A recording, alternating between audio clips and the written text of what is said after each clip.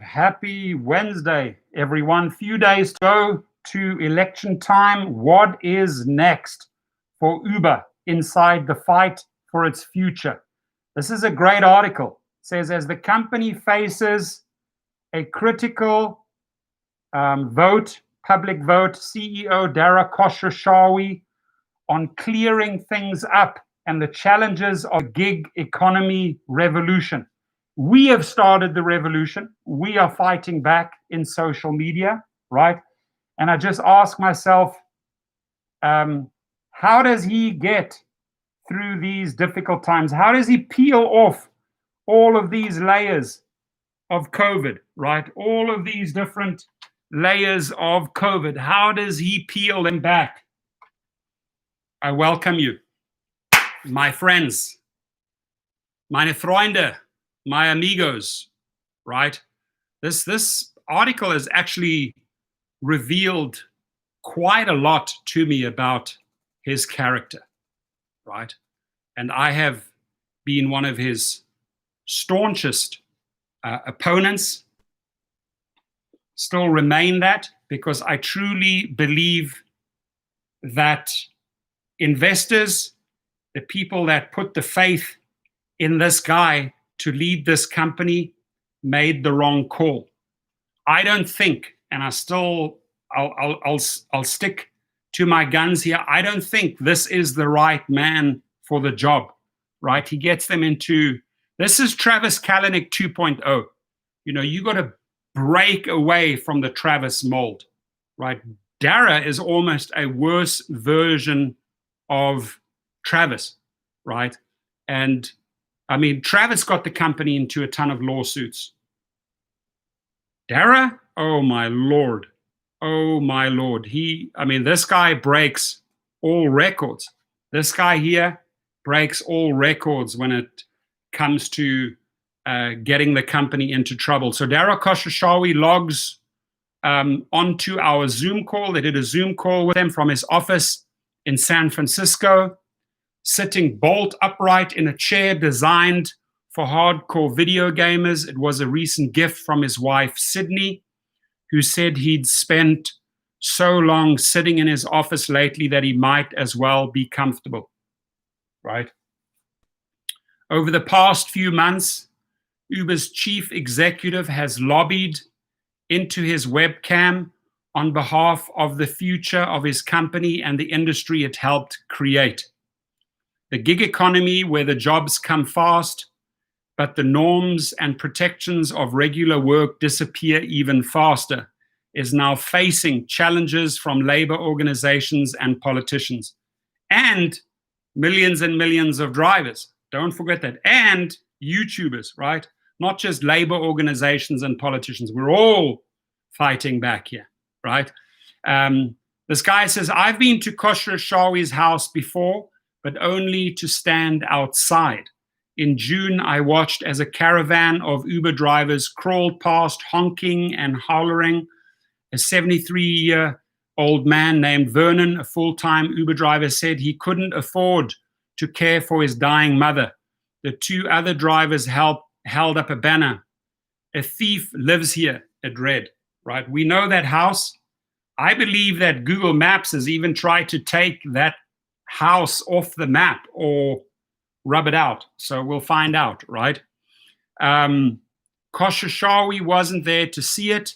He and his family were at their second home. He's got several homes, one in Seattle, one in San Francisco, one in Venice. But he says here, he and his family were at their second home off the coast of Seattle. Their San Francisco property has since been blurred out. There it is. Their San Francisco property has since been blurred out on Google Street View, a request of his security detail. Khosrowshahi assumes, apparently unaware. I'd say it's one of the less comfortable parts of my job. I'm comfortable with the public interest in me. As a CEO, I'm uncomfortable with the public interest in myself and my family or where I live. Let's break that down. Why do you think he's so uncomfortable with the interest in him as the person, right? That people look up his home, so because they are livid, they are pissed off, they are angry, They're upset at this guy for how he screws drivers over. And Californians, this one sentence says so much. This guy has a security detail of $2 million, right? More than other major CEOs, more than Google and Apple CEOs pay for this security, because he is a hated man. And California needs to know that, right? When a company, Noah's in the house, hello, my brother. When a company screws over their workers and drivers, right? Your security detail goes up in price, right? There's a lot of people after Dara, cannot stand Dara, right? I mean, I shout here through YouTube at him, but I'd rather be giving him a nice slap on the ear because of his, because of the way he treats drivers. It's disgusting, and Californians need to know that. So they even have to go as far as to wipe out his property on Google Street View, California. That is how much this man is hated, right? That is how much drivers hate this guy. So how on earth can you go and vote yes on Proposition 22 and support this type of man, right? Pure evil. Gary George's Minnesota in the stream. Good to see you here, buddy. So Khosrowshahi 51 has been in charge of Uber since 2017. Like I said, Travis 2.0. He took over when the company was falling apart thanks to a poisonous culture left behind by its co-founder, Travis Kalanick.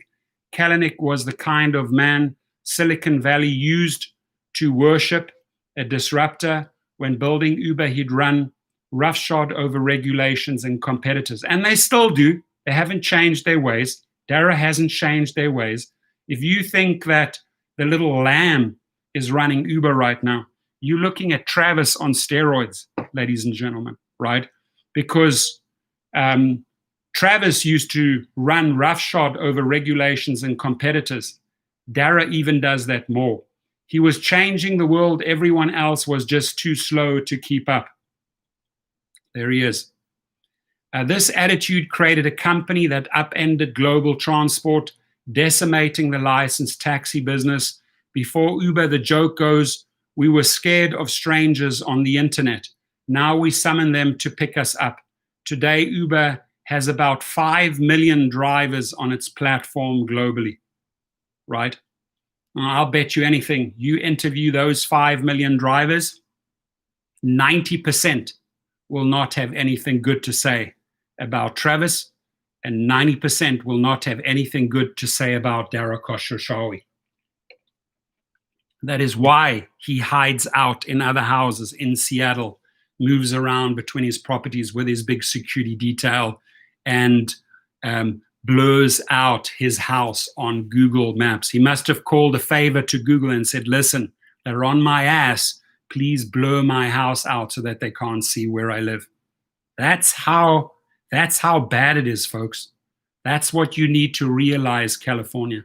So if you got a mailer from Uber, they sent it through the postal service through a nonprofit. You actually paid, California, you paid for that yes on Proposition 22 mailer. It was written by Uber, by this guy, to try and buy your vote. Don't fall for it. Noah says, no matter what happens in Prop 22, Uber will always find a way to screw drivers. Listen to that, California. That's from a real driver, right? By 2015, Kalanick had created a startup worth more than $50 billion, but he also created the conditions for the compounding scandals that eventually led to his ousting. And those compounding scandals, California, are not going away. Just in this last week, Uber had received 4 lawsuits against them, one for $260 million. If you look at their stock today, it's atrocious. It's down to $33. It listed at $45. People don't have faith in it anymore. Big states and big money, hard to beat them.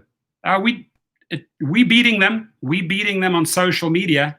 Guys are just playing damage control, clean up, right? It says it right in the title.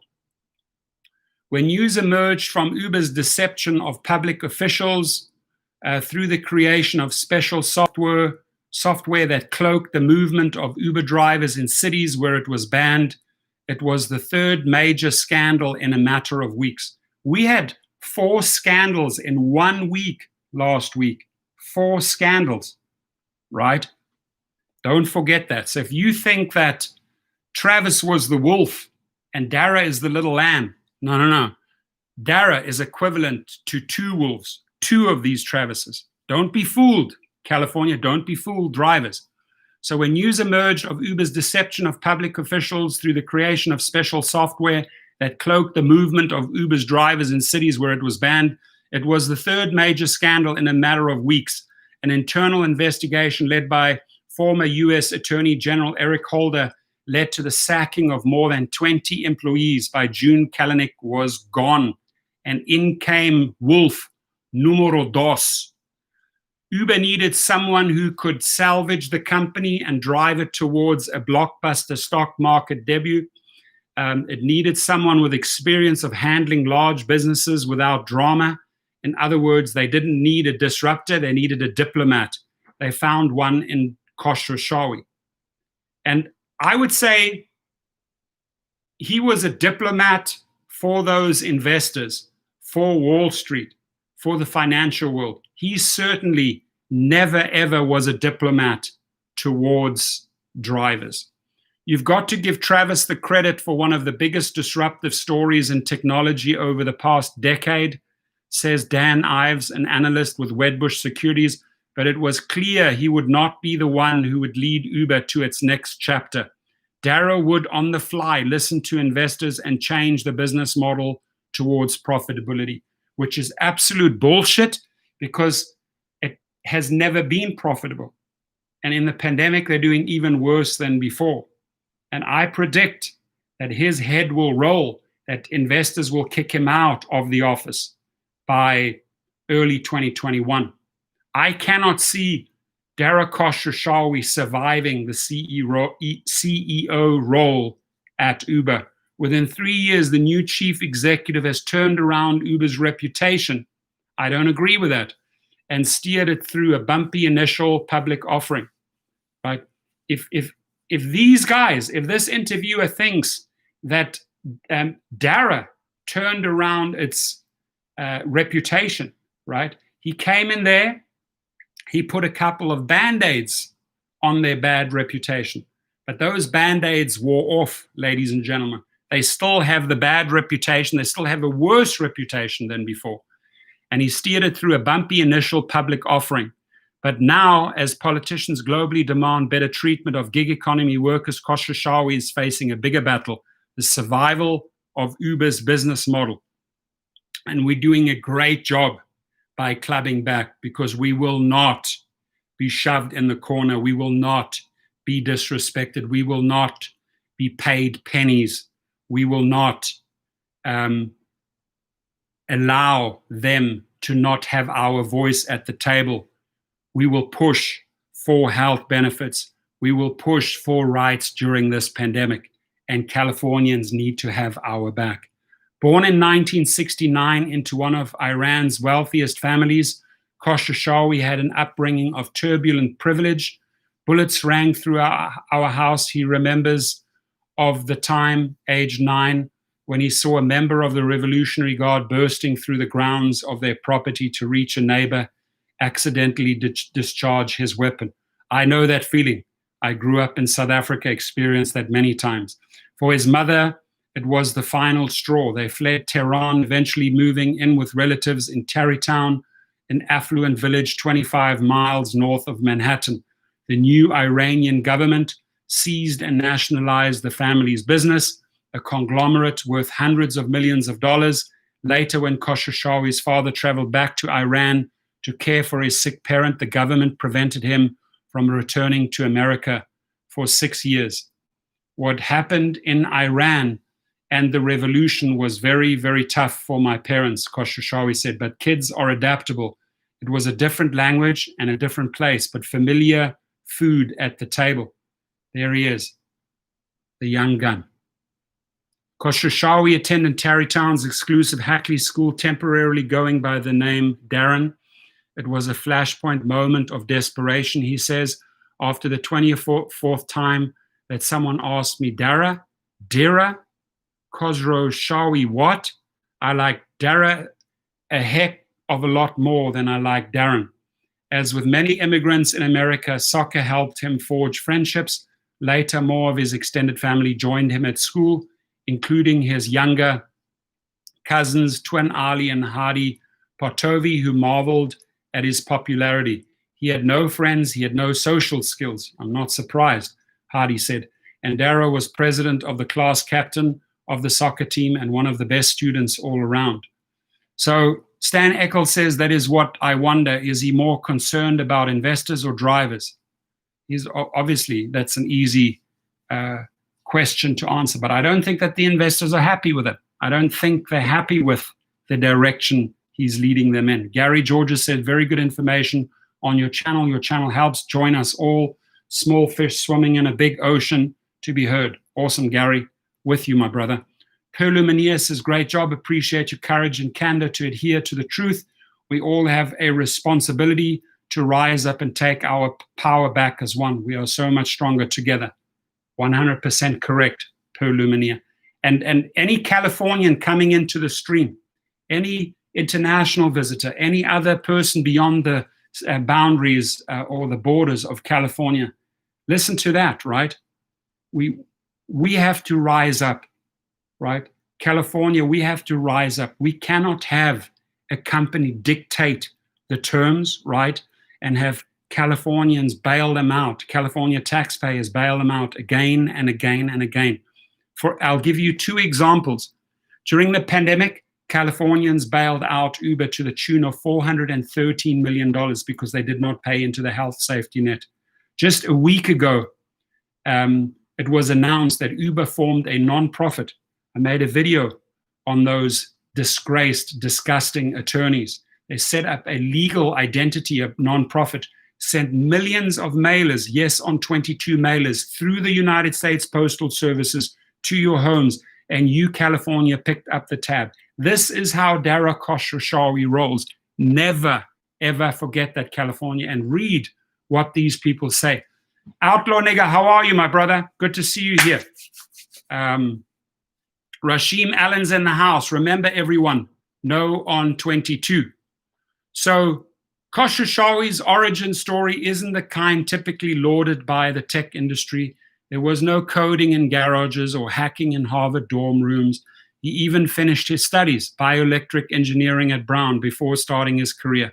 I'm a closet nerd, he says. Maybe not in the way that some of other CEOs are, but I've got a nerd in me, definitely. And that, to me, would explain why he cannot connect with real people, with his workforce of 5 million drivers who bring in the money, right? He says it right there. And that is the missing link here. That is the missing bridge in this game, is that he cannot reach across and work with drivers. He's on this little isolated, nerdy island, all for himself, all for the investors, right? And he completely shuts off that world. I could not make that clearer, ladies and gentlemen. It's very, very easy to explain when you understand where he comes from, what he has done, and where he is going, right? He admits it here himself. Read between the lines. I think there was a shared sense of wanting to work hard to regain what our family lost in the Iranian Revolution, and that's why he clings on to everything, right? Those type of people went through those hardships, and now they cling on to everything. They don't want to lose anything, and that goes along with his mentality that he is not willing to give up anything for the people that have actually built Uber, namely the drivers. And it's an easy case for me to make, right? I studied psychology. I did my master's in psychology. I did my business degree in Europe, right? When you understand how the human mind works, I understand where he comes from. This guy went through some turbulent, difficult times. It's very similar to what I experienced in South Africa, right? But they cling on to everything. They will not give up an ounce It's in the culture. I think there was a shared sense of wanting to work hard to regain what our family lost in the Iranian Revolution. Several members of the family, including the twins, became formidable forces in American tech, but Khosrowshahi initially took a different path, becoming an analyst in investment bank Allen and Company in 1991 before joining billionaire media magnate Barry Diller's USA Networks. He says, the greatest challenge for us is combining our culture now with a lot of the good that came from the Travis days, because it wasn't all bad. Really? Okay. There his attempts to build a streaming media service didn't take off, but the young executive had made his mark. He immediately impressed as someone with not only a brain, but with some grace and determination, says Diller. In 2005, when Diller's conglomerate IAC spun out travel site Expedia, Khosrowshahi was promoted to CEO. He quadrupled the company's value over his 12-year tenure. Now that was a pretty impressive task, right? But, that was a tech platform, right, with engineers. He wasn't dealing with millions and millions of drivers. It was a very, very type of closed environment, right? You're talking Expedia, travel company, and engineers working for you, building a company, right? And then displaying that on the internet to the outside world. Uber is a different animal. And because he hasn't been in the trenches there, he doesn't understand the business. When the time came to replace Kalanick at Uber, Khosrowshahi was very much an outside bet. He was up against Jeff Immelt, then of General Electric, who, according to press reports at the time, fluffed his presentation in front of the board.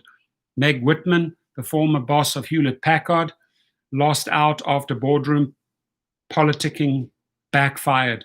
Khosrowshahi was the remaining viable candidate. During his pitch, mindful of the type of person he would be replacing, he insisted he alone make the decisions. There cannot be two CEOs. One of his slides read. That Christmas, at an Uber party for members of the press, Khosrowshahi stood on a chair to introduce himself and worked the room. Khosrowshahi was, Diller says, on the other side of the moon from Kalanick, who at first kept his seat on the board but soon stepped down and sold his shares. Kalanick did not respond to a request for an interview. Interesting. Pavel Rospotniuk, no on 22. Thank you. Rick Nelson, howdy all. For Set Media Group, Californian, here and voting no. Thank you. California citizen for Set Media Group, voting no. They keep threatening to cut the workforce and hours. Who's going to handle the demand? No employees, no profit. Thank you. Facet says to all those yes drivers, after Uber lost the appeal last week, we're saying to see the real rates they plan on rolling back to if they have their way. $3 trips. 100% correct.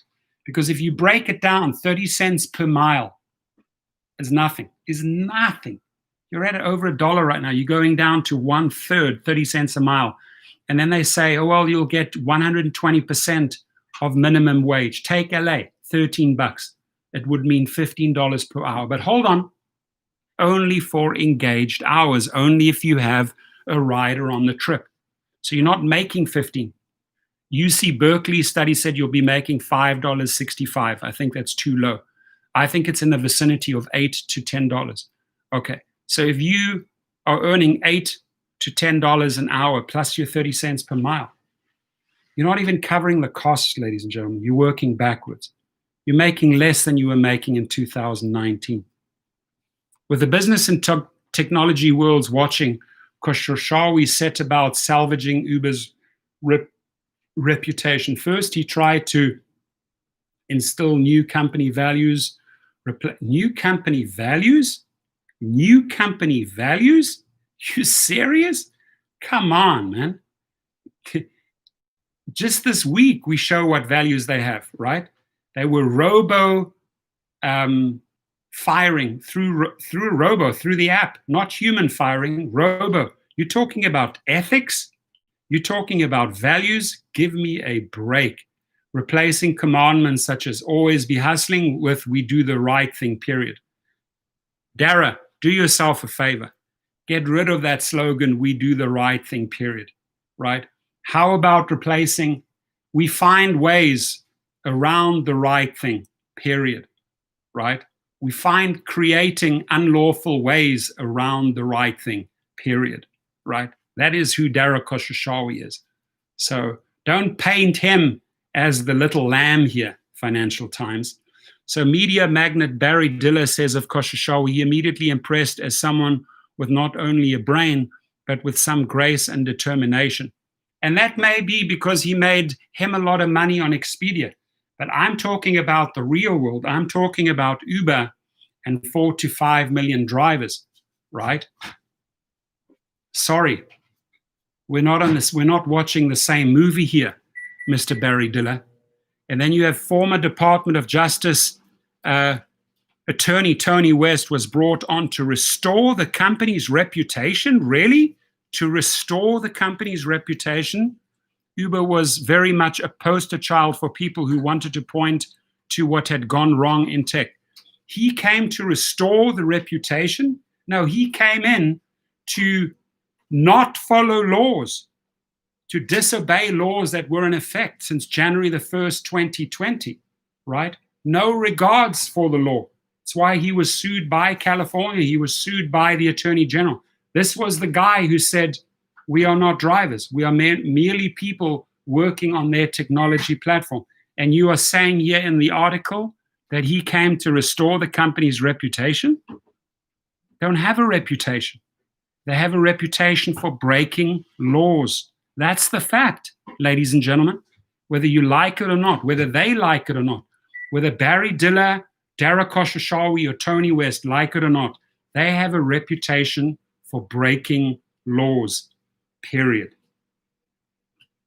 El Chapo's in the house. There you are, right? You can write messages.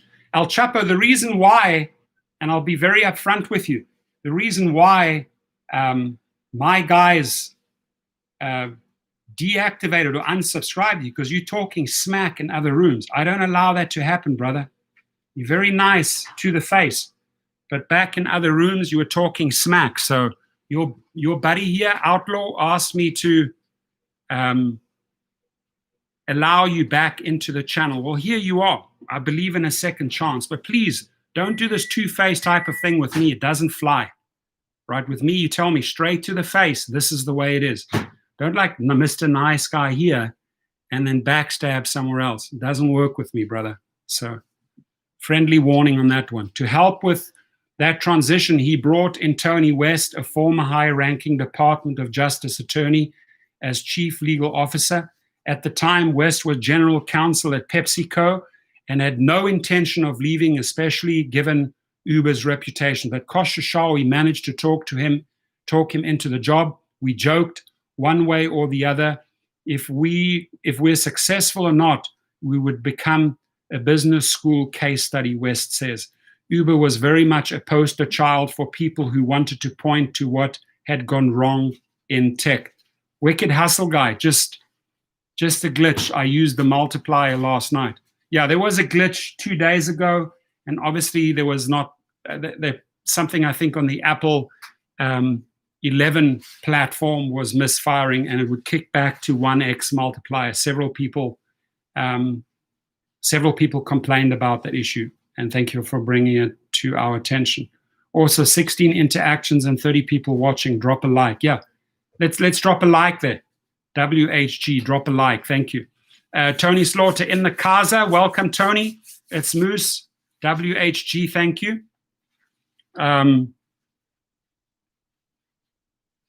For Set Media Group says, to all those yes drivers after Uber lost the appeal last week, we're staying to see the real rates they plan on rolling back if they have their way. $3 trips. Correct.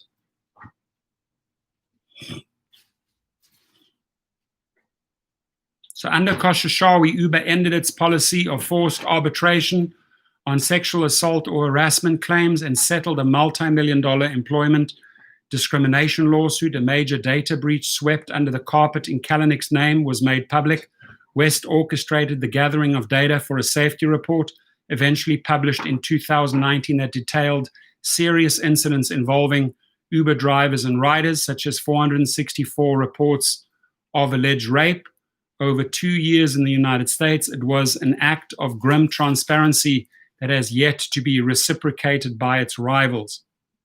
I call it a temporary little band-aid.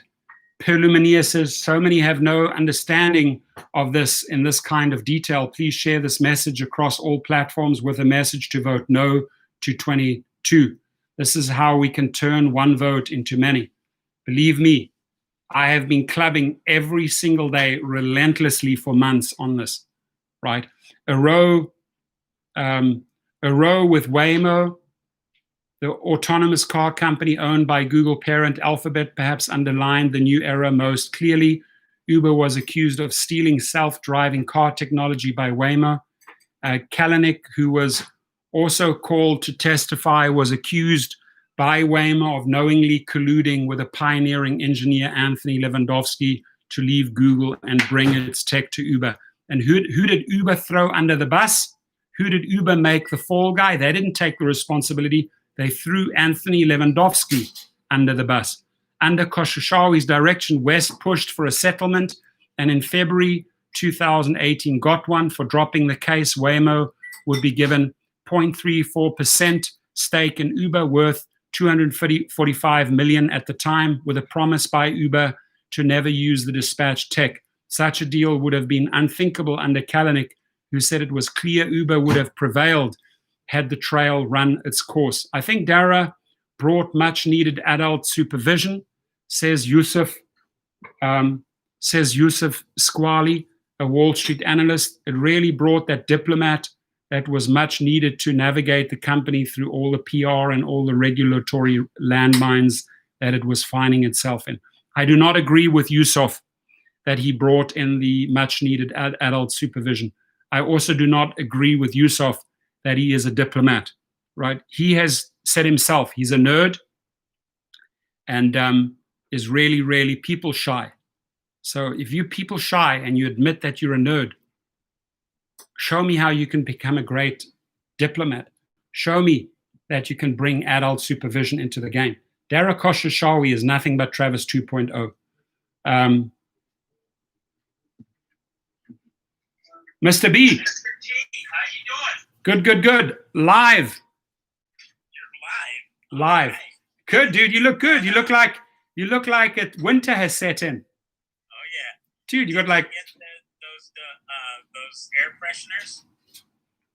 When are they supposed to arrive? Today? No, I was just wondering. I told them to send. I gave them your address. Nothing. Okay. Nothing yet. Let them send them over. I'll make the videos.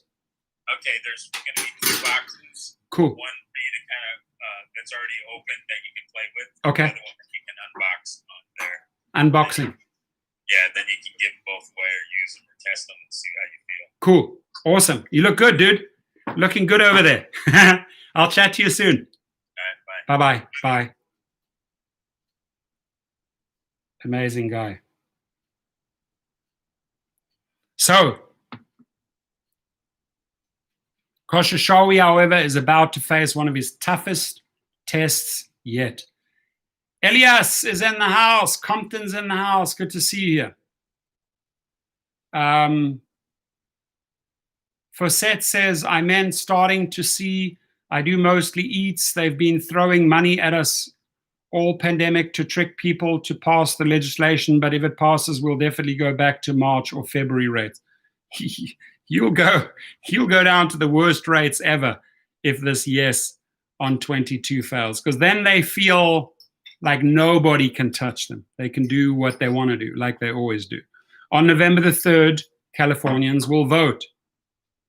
On November the 3rd, Californians will vote on Proposition 22, a measure that would allow Uber and other companies with app-based workers to avoid turning drivers into employees, something that would require providing state-mandated benefits such as sick pay, paid leave, unemployment insurance, and healthcare. California understand that is what they do not want to pay out. They want you to fit the bill for the healthcare, for the other issues that I just mentioned right there, right? State mandated benefits, you've been bailing them out. They just do not want to pay that. Uber currently treats its drivers as independent contractors. That is not true. They do not treat their drivers as true independent contractors. So Financial Times didn't do your homework there correctly. Freelancers who cover their own costs or fuel and maintenance. If something goes wrong, they have to fend for themselves. Last year, California passed a law that raised the bar for companies seeking to justify their use of contractors. Uber and other gig economy companies insisted they met the requirements, but a court disagreed, saying workers had been misclassified. Uber and Lyft came within hours of suspending ride sharing in the state, sending alerts to users and panicking drivers. It seemed an unfathomable prospect in the birthplace of the gig economy and was avoided only when an appeals court granted a temporary reprieve.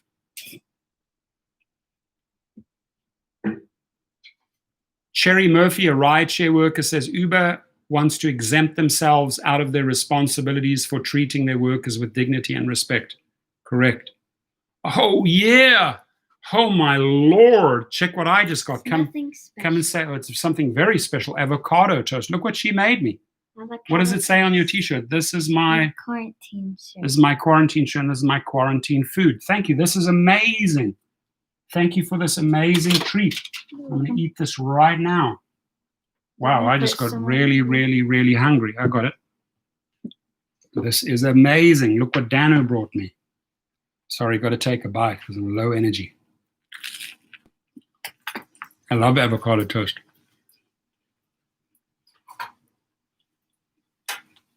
Oh, do you want salt? Salt? Yeah. Absolutely. I didn't have fruit. If Proposition 22 fails, the writing is on the wall. Uber and Lyft will have to reclassify drivers.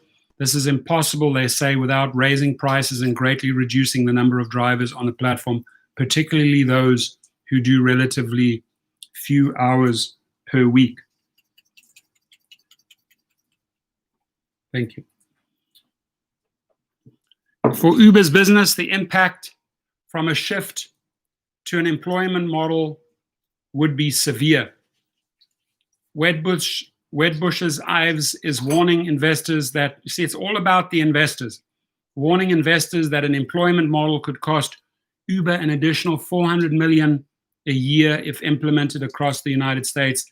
And if they had to do that globally, he says that could increase by 30 to 50%. Uber's total losses in this year's second quarter without drivers as employees reached almost 1.8 billion. They've never made a profit, right?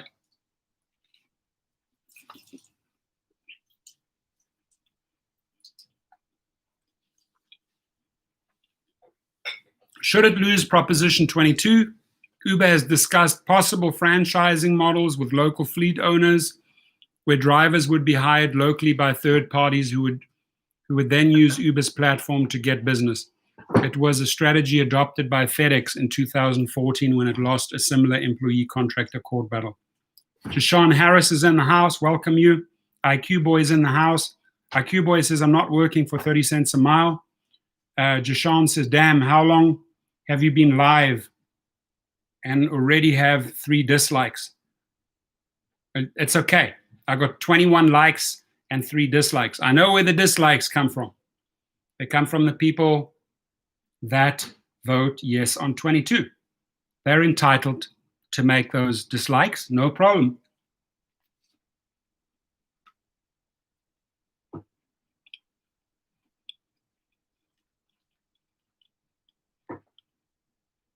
We have a game plan.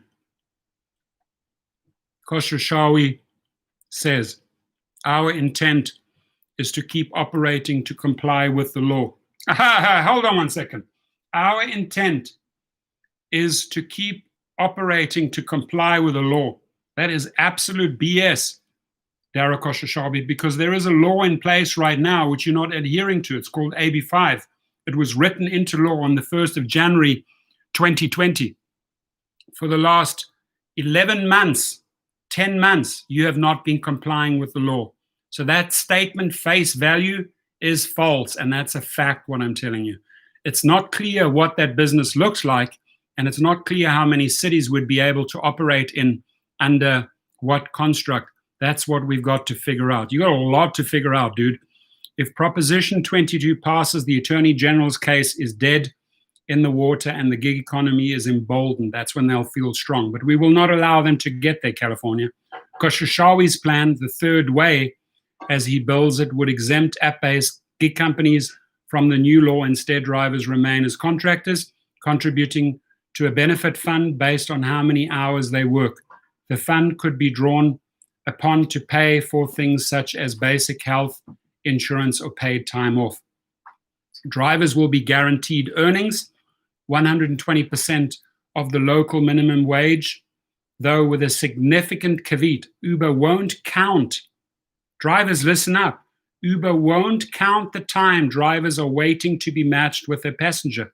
When you factor in that period, a Berkeley study suggests that Uber's promised $15.60 minimum an hour instead becomes on average $5.64 once adjusted for driver expenses such as fuel. Uber disputes these findings. By the time Khosrowshahi talks to me about his plans, he's recited them so often he is almost fully autonomous. A self-driving CEO at one of his talking points, it's always been our hypothesis, he says, that there's a group of our population who values flexibility significant above the benefits associated with traditional labor. What happens in California will heavily influence how other jurisdictions treat the gig economy, a fact underlined by the financing behind the Yes on 22 effort.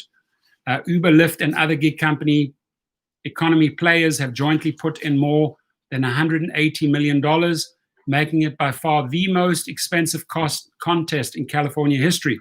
The No campaign, by contrast, has raised almost $20 million. So they outspent 10-1. And what the article fails to say is that this guy here, this thug, set up a nonprofit identity. His lawyers, his disgraced attorneys, set up a nonprofit so that they could send the Yes on 22 mailers through the United States Postal Services to millions of homes. And who picked up that tab, Mr. Dara Khosrowshahi? Won't you tell California? Are you willing to tell California who picked up that tab? The taxpayer, not your company. When you look at almost 200 million to 20 million, yeah, there's a big gap, says Cherry Murphy, a rideshare driver who campaigns with Gig Workers Rising, one of the labor groups against Proposition 22. But what we have is people's power. Thank you so much for saying that, Mr. Murphy. What we have is people power, 4 to 5 million strong. The bottom line is that Lyft and Uber want to exempt themselves out of their responsibilities for treating their workers with dignity and respect. And I urge every driver out there, not just California, beyond California, Florida, our Texan brothers, our brothers and sisters in Nevada, New Mexico, New Jersey, New York, Utah, wherever you are, fight with us, right? Fight for better rates. Please turn to social media. In these last few days, it is crucial that you get some word out. I request our international brothers and sisters, right? My friends, beyond the borders of the US, stand with us, find some links, No on 22, go into Twitter, and try and connect with as many Californians as possible. Samuel Collins, I'm for 22 because I want to be independent.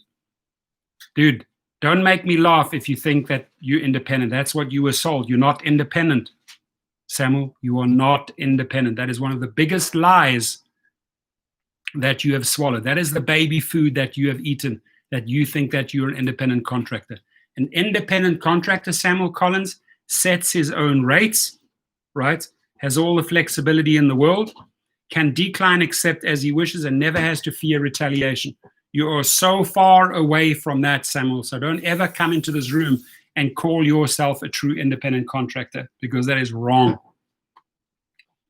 And I also consider you as a friend and ally. I really do, because I've been fighting for many other causes than no on Prop 22. I've been fighting for all type of causes, right? Thank you, Jashawn Harris, right? But I just want you to understand as a friend and as an ally that if you are buying into the fact that you are an independent contractor, you've drunk the Kool-Aid, right? And with no disrespect to you, but you are following and buying into their $200 million campaign, trying to lead you to believe that you are an independent contractor that will lose his flexibility. You will not lose your flexibility and freedom, right? And what we have to fight for is true independent contractor status, true IC status. Again, thank you, Jashawn. Good to have you here, my brother. There are also vocal opponents within Uber itself. You responded, Jashawn, to that graph, that car graph, right? And I wanted to clarify this for you in person. The graph was showing that car sales were shooting up through the roof because the ride-sharing industry was falling apart. And you and I know, Jashawn, that the rideshare industry is falling apart because people feel unsafe to get into cars where they know multiple people, up to 20, 30 people, have been in and out of that vehicle per day. They don't know, or maybe they cannot trust that that driver has disinfected the trip after every ride. So what they do is they're looking, oh, wow, interest rates on homes, interest rates on houses, also to your benefit if you go out and finance your car, Jashawn, are at its lowest. So let me go into a car. Let me go back into a car, owning a car, financing it for 4 or 5 years, waiting for the pandemic to be over and be safe. Just me and my car. A lot of these people that have left the rideshare industry, they look for secure private drivers. They want to have one car, one driver. That side of the market will not evaporate. It is lower than it was before, but the margins are not like what the rideshare business has fallen to. Rideshare business maybe sees 30% of its drivers back. A lot of those riders have gone to move on to private drivers because they want safety, safety, safety.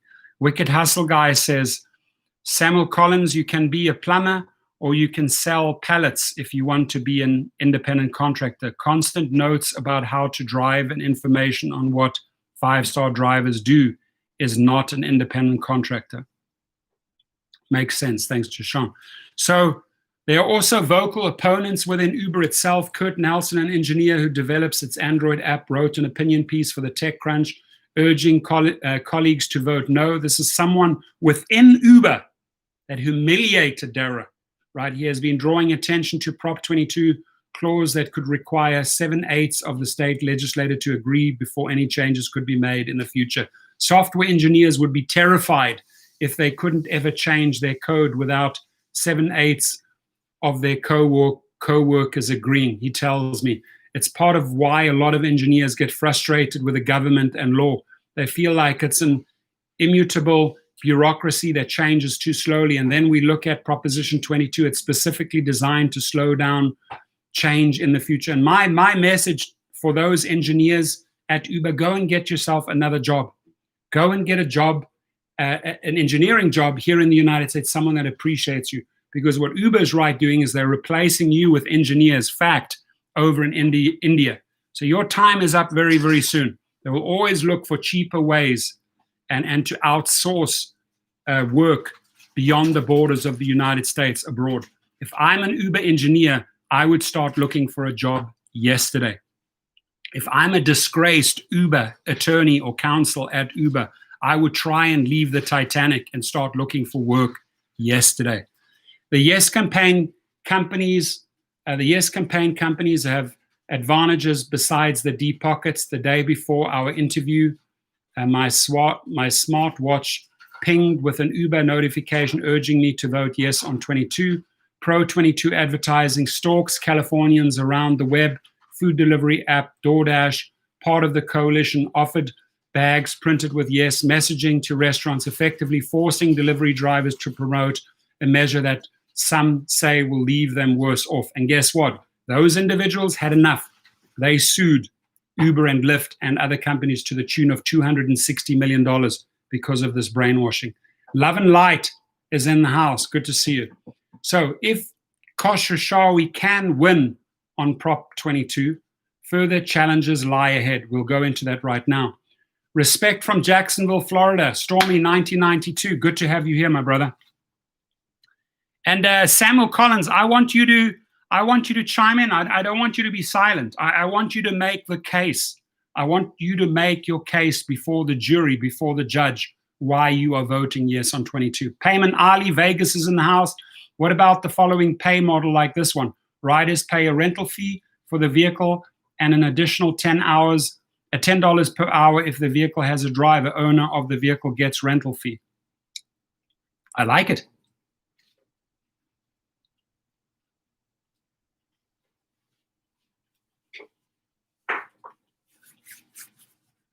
Company gets the referral. Hubert Walton, thank you for fighting with me. Thank you for, going out there.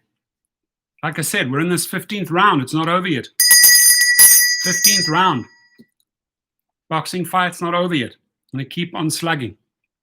Right down to that final bell. Scott Tucker, Vegas in the house. Wicked Hustle Guy says, Samuel Collins, no offense meant in my last... No offense by me either. Listen, we welcome you here. I'm not trying to chase you away. I want you to make your argument, right? If you come in and say, yes, I'm voting yes on 22. I respect that. Try to bring you my side. I want to listen to your side. No reason to leave. So if Khosrowshahi can win on Prop 22, further challenges lie ahead. There was a time when investors predicted Uber would command a value of more than $100 billion. Come on. It didn't work out that way. Uber's first day of trading on May the 10th, 2019 set an unfortunate trajectory. Its stock price fell 8% from a starting point of $45 a share that many felt was already disappointing. A short rally quickly became a sustained slump as Wall Street became less patient with loss-making tech businesses. Particularly in the wake of WeWork's collapse, investors were no longer satisfied with disruption and instead wanted to know how Uber would start to make them money. Many doubted it ever could. At time of writing, Uber's share price was about $35. Really? Let me show you what today's price is. $33. $33. Dara, investors, I'll tell you how to hire me. I'll turn the company around for you. Hire me. I promise you, I will turn this sucker around. I will get this company beyond $45 a share because I'd let go of all these stupid businesses that you've sold and I would focus on the core of the company and I'd focus on building bridges with the drivers and steady bringing this company back. Because if you treat the drivers well, I'm telling you, you're not going to have a high turnover. You're not going to be paying crazy referral money. You focus on the core of your company, and that is transportation. Way there in the future, you have self-driving, but you're not there yet. Get rid of all the other crap that you're trying to throw money into, right? I'm telling you, this company can be profitable. It's led by an idiot.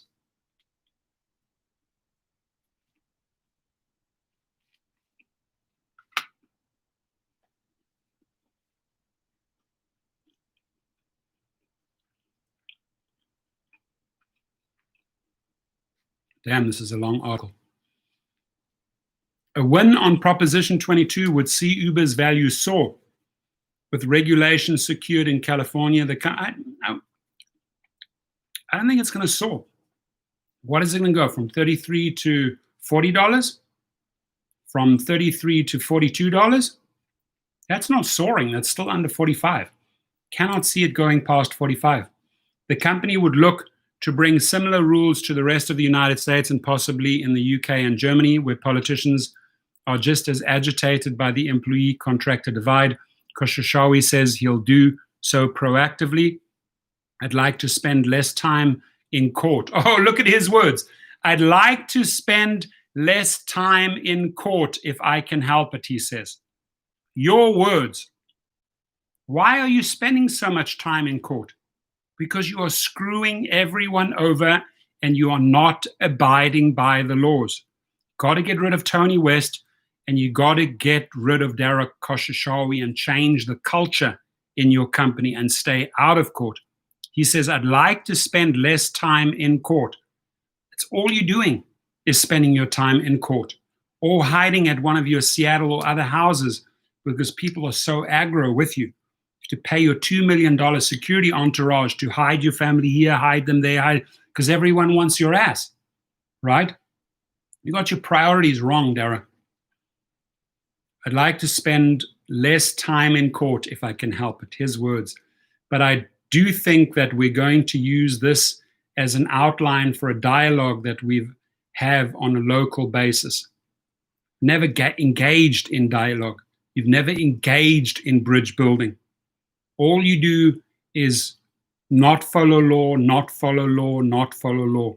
Payment says, or whatever local minimum wages. Samuel Collins says, I've always been a part-time driver, never full-time. Right? And right now, I'm sure, Samuel, we're making pretty decent money with that multiplier. But that multiplier is gone. And even if you're a part-time driver, I don't know how many hours you're putting in, Samuel, maybe 10, 15, 20 a week. But if you look at the rates that you're going to be working for on Yes on 22, you're going to be finding another part-time job like this. Mark my words. Right?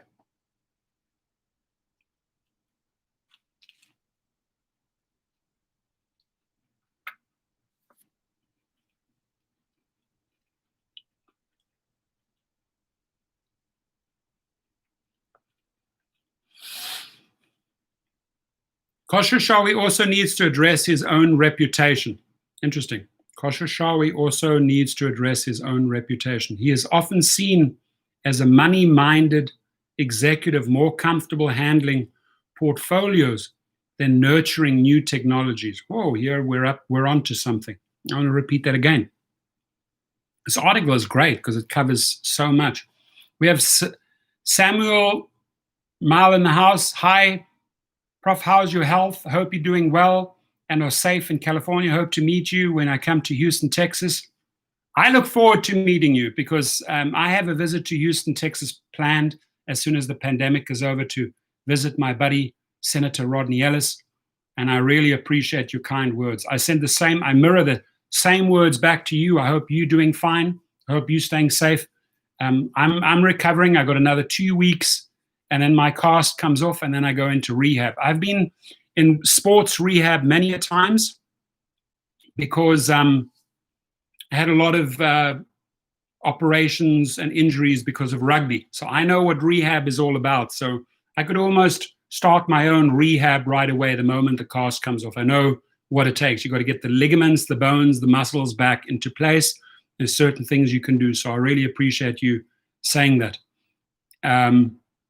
Wicked Hustle Guy, I would encourage you to reach out to Bryant at Legal Rideshare and do an interview with him. I can send you the questions. It will really help your channel. Sherelle's in the house. I always love seeing Sherelle. Always love seeing Sherelle smile in Long Beach, face to face, the best. She's such a sweet person. I appreciate you. Jashawn Harris says, once I get my SUV, I'd like your guidance on the private limousine service, like with pricing services, 100%. It's actually, Jashawn, very easy to price your services, right? Because you know what your typical runs are, right? And those are usually to airports, etc. And you know what they cost on X. All you really need is to get the data, right? It may be good to write the data down now and see how it changes, right? But look at the SUV or Lux data on typical trips from high-end hotels or from resorts or from your Cleveland basketball stadium or your sports stadiums or your music venues or your concert arenas to other places, right? Typical routes, the biggest one being airport runs, right? And what I always do, as I've mentioned on the phone with you, when you ask a client, an Uber or Lyft driver that want to be driven privately, I say, What do you typically pay for that trip? You usually, if you're ordering an XL and SUV, it must be around about $100. Is that accurate? Because I know I can see on the app, right? And they go, yeah, that's accurate. Well, let me explain the math. You are paying Uber or Lyft $100. I get $50 from that as a driver, only half. Really? You only get half? Yeah, I get half of that, right? So here's what I can do for you. I can discount that $100 trip for you by 15%. I can offer it to you for $85. You instantly save yourself $15, right? And my math, I'm making 85. I'm making 35 more than the 50 I usually make. So it's a win-win situation for you and I. You're paying less, I'm making more. It's the easiest sale. I've done it over and over and over again. And people go, oh, wow, that makes sense. They love saving money. And I tell you what, that difference that you saved them, you will always get back as a tip. Always. That $15 that you saved them, they will make it $20. You'll make 85 plus an extra 20. You'll get your 100, or you'll get 105, or you'll get 110, or you'll get 420. But we'll go over that.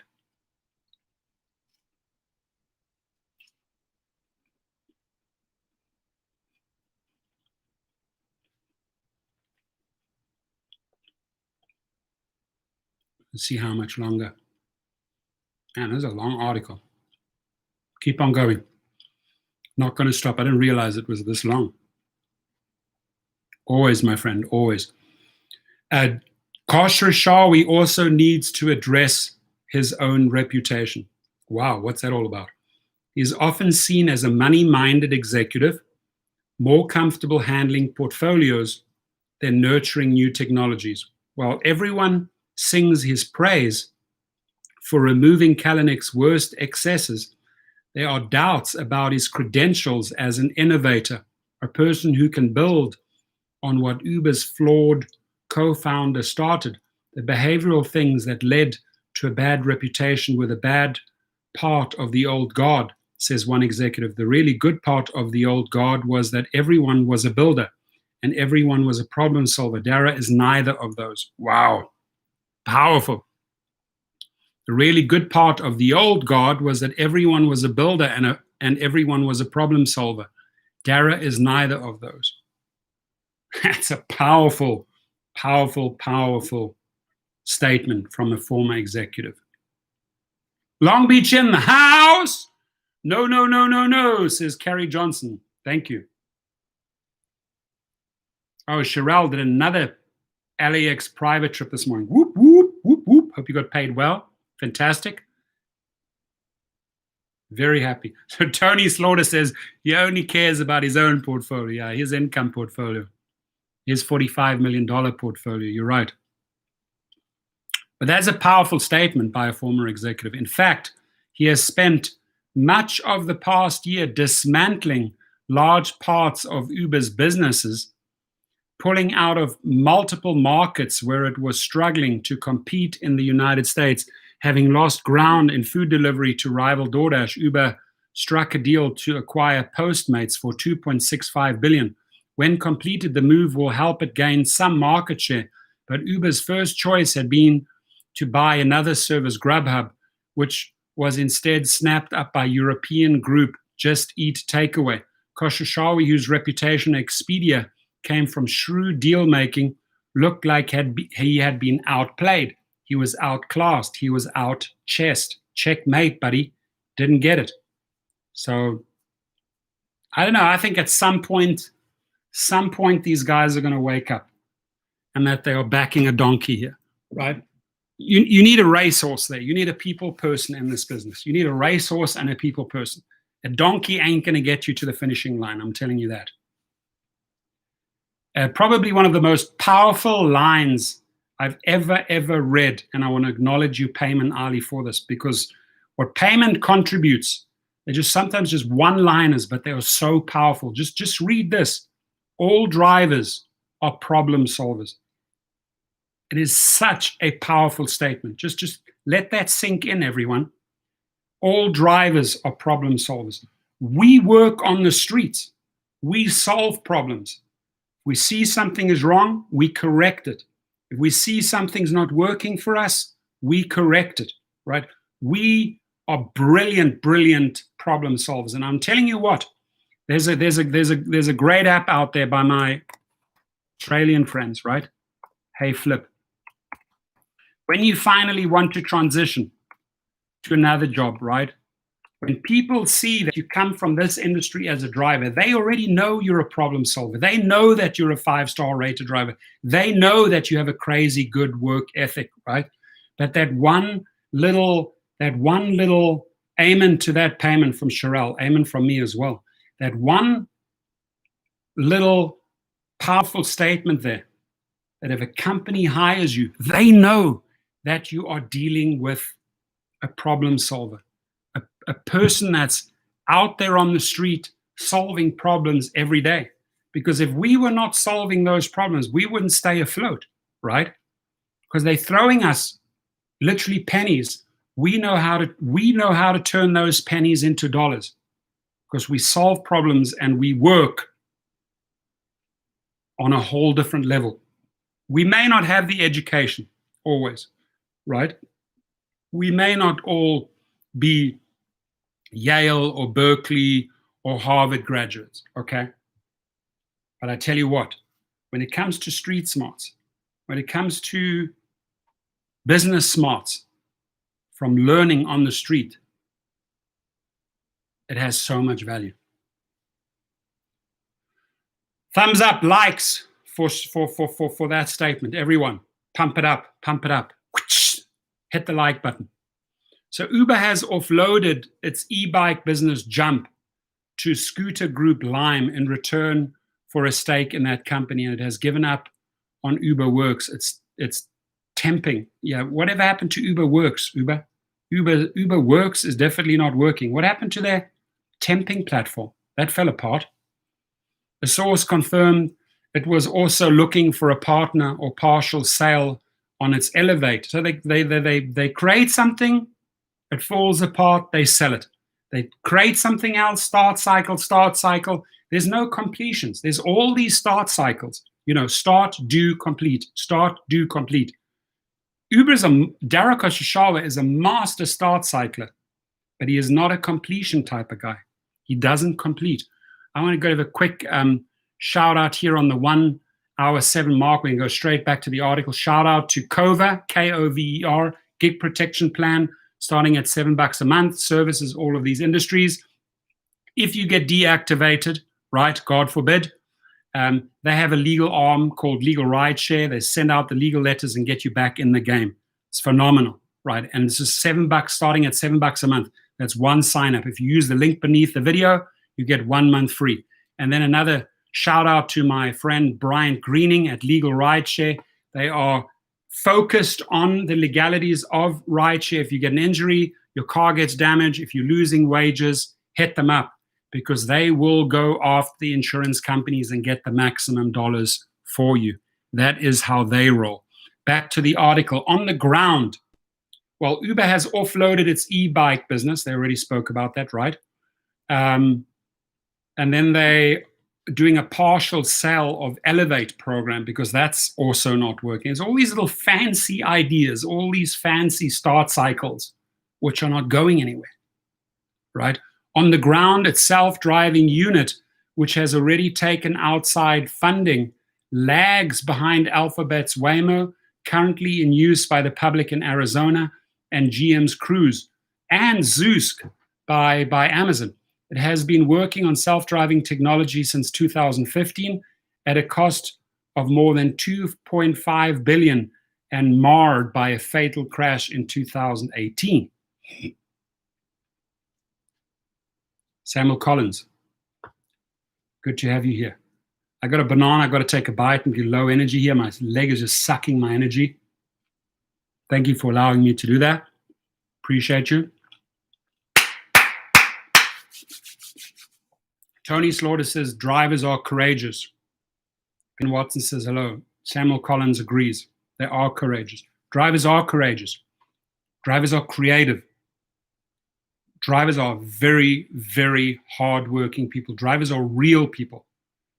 I see that in the emails and the text messages I get every day, how real, the real questions that they ask. and very often the real solutions that they have to solve problems. Samuel Collins says, I drove a Crown Vic for 3 years. I will be upgrading to Excel. Yeah! That's a great. Excel, man, Excel is where the money is. Excel, everything automatically doubles. If you're driving around an X, the difference between an X car and Excel is only a few $1,000s, but the income is like day and night. You're doubling your money instantly, right? Your tips are through the roof. Excel is the way to go. Excel is a great, great category. It's one of my favorite categories. When I suggest that Uber has escaped any real accountability for this, Khosheshawi shows an uncharacteristic flicker of annoyance. I think we held ourselves accountable. We stopped operations and we rebuilt from the ground up. I think it's accountability. Got a little bit annoyed there. Must have hit a nerve. In May, Uber announced it would cut almost 7,000 jobs, with 45 international offices marked to either close or be consolidated. The company said the pandemic was to blame, but analysts saw a business that was overdue a slimming to reach profitability. To some, it felt lacking in direction. When it came to cost cutting, one former senior manager says, we were peanut buttering across teams. Every team had to cut 10% of people or whatever it would be, which is the definition of not having a clear strategy. Wow. A former executive said, the really good part of the old guard was that everyone was a builder and everyone was a problem solver. Dara is neither of those. Well, this article is not very favorable for Mr. Dara Khosheshawi. Jose the driver says, here in Connecticut, we are having a big press conference November the 4th. Good. Share with us what's going to happen on the November the 4th. What is it about? What do you wish to achieve on November the 4th? I'm curious. You've awoken my curiosity, Jose. Rashim Racy Branch Jr., Arkansas in the house. Rashim Allen says, I'm driving a Bolt EV for 3 years. I think I'll upgrade to that Rivian. Nice. I hope that my Cybertruck, when it comes next year, will qualify. I'm going to definitely use it for some of my private clients. So, well, do you want to be picked up in a Cadillac? Do you want to be picked up in a Mercedes? Do you want to be picked up in a BMW? Do you want to be picked up in an Escalade? What do you want to be picked up in a Classic? A Bel Air? Got a lot of toys. What do you want to be picked up? I'll bet you they'll tell you they'll want to say, pick me up in the Cybertruck. Pick me up in the Cybertruck.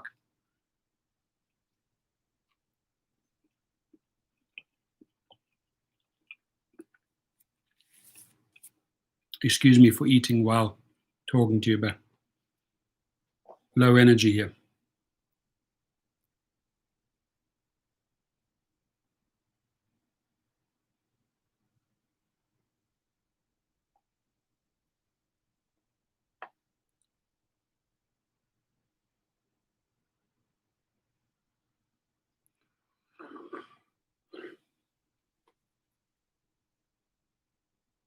If Tara was into rentals, he would be a slumlord.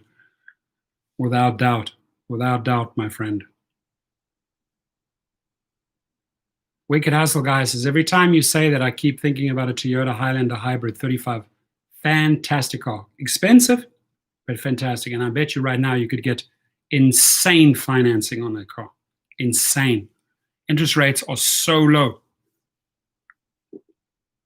So, to some, it felt lacking in direction when it came to cost cutting. One former senior manager says, we were peanut buttering across teams. Every team had to cut 10% of people or whatever it would be, which is the definition of not having a clear strategy. The move contributed to the departure of Thuan Pham, the company's chief technology officer. Within the engineering teams, there is growing frustration over Khosheshawi's decision to cut US workers while outsourcing responsibilities to a rapidly growing staff in India. Right there and then, boy. If I'm an investor, that's where I chop him. Really? You're not paying any taxes in California. You have all your patents in Ireland. You're not making any profits. You're not paying any You're not paying any taxes because you're not showing profits, right? You're having Californians subsidize all the things like healthcare, the safety net that you should be paying in, even subsidizing your Yes on 22 campaign. You're not paying anything into the system. You're not paying for bridges, highways, roads, nothing, right? And on top of it, you're not even now hiring in the United States. You're outsourcing to India. Right there, as an investor, like adios, muchachos, people don't like that. People don't like companies that are sucking like parasites, sucking everything out of the US system, sucking out of the California system, and then shipping the money overseas. Wrong. Absolutely wrong. It's something that I find quite insulting, Khosrowshahi says of the suggestion he's focused on getting cheap labor. You see, that hit a nerve. And you should feel disgusted and insulted with yourself, because that's the truth, right? You are focused on getting cheap labor, right? So that hit a nerve. When that interviewer asked him that question, it hit a nerve, because it's the truth. You see, they try and dance around the truth, just like they try and dance around the law all the time, right? Oh, AB5 doesn't apply to us, right? So when he's asked about outsourcing the staff to India, he says, it's something that I find quite insulting, Khosrowshahi says, of the suggestion he's focused on getting cheap labor. That's what you're doing, dude. Your focus is on getting cheap labor. Your focus is on replacing Americans with cheap labor. Within the San Francisco office, there is still a suggestion that Uber hasn't been able to move on fully. Former employees who work closely with both chief executives cite the persistence of a negative, if evolving, culture against women. There's systematic sexism at Uber. One former senior manager says, women are interrupted in meetings. There is a void of women in leadership, right? I'm telling you right now, I made several videos about these disgraced and disgusted attorneys, which I think they do because they're not adhering to the law. They're not adhering to the laws that they should be following. Leave the freaking sinking ship, the Titanic, right? Take that little bit of honor that you may still have, that little ounce of honor, and try and get yourself a new job. My advice to every engineer at Uber and Lyft, you're on a sinking ship, dudes. Your jobs are being shipped overseas. Make sure you have a backup plan and that you're not fired through a Zoom call, or that if you're a driver in London, you're fired through the app, right? Robo-firing. It's just how Dara rolls. Roy Watkiss is in the house. Nevada. Jose the driver says, we are fighting for better rates and benefits. We got to have our voice heard. Yes. If I can help you with that, Jose, on November the 4th, if we can maybe do a live stream there, I would love to assist you guys there on November the 4th. Hit me up, right? You can hit me up. I'll give you my email. Maybe you can get a live stream going and then I can restream it here. Now, let's bring some attention to what you guys are trying to achieve, right? Because on November the 4th, the votes are in. Everybody's gone to the, November the 3rd, the votes are all coming in. And then November the 4th, Americans are going to be waking up either to a new president or to the same old president. They'll either be waking up to no on Proposition 22 on the 4th or on yes on Proposition 22, right? The 4th is a big day. The 4th is a big awakening for the United States. We're going to see what happens on the 4th.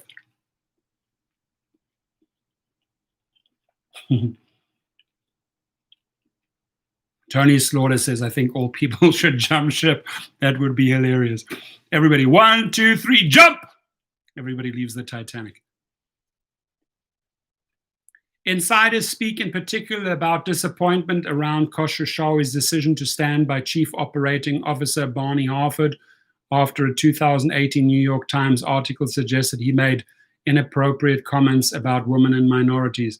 I think that shocked all of us, one source said. We were shocked. Dara doubled down. Wow, I didn't even know that. Why is Barney Harford, that racist, still in the company? Slap him out, man. There's no space for racists in a company. Barney Harford, if he's making racist remarks towards minorities and women, kick him the F out. Kick him out the back door. But no, Dara doubled down. Other people were disgusted with that move. There is no space for putting women or minorities down in the workplace. Zero space for that type of crap. After our interview, Uber said the company had investigated Harford's comments and determined there was no evidence of discrimination. Really? Harford left the company in June 2019 as part of a leadership shakeup.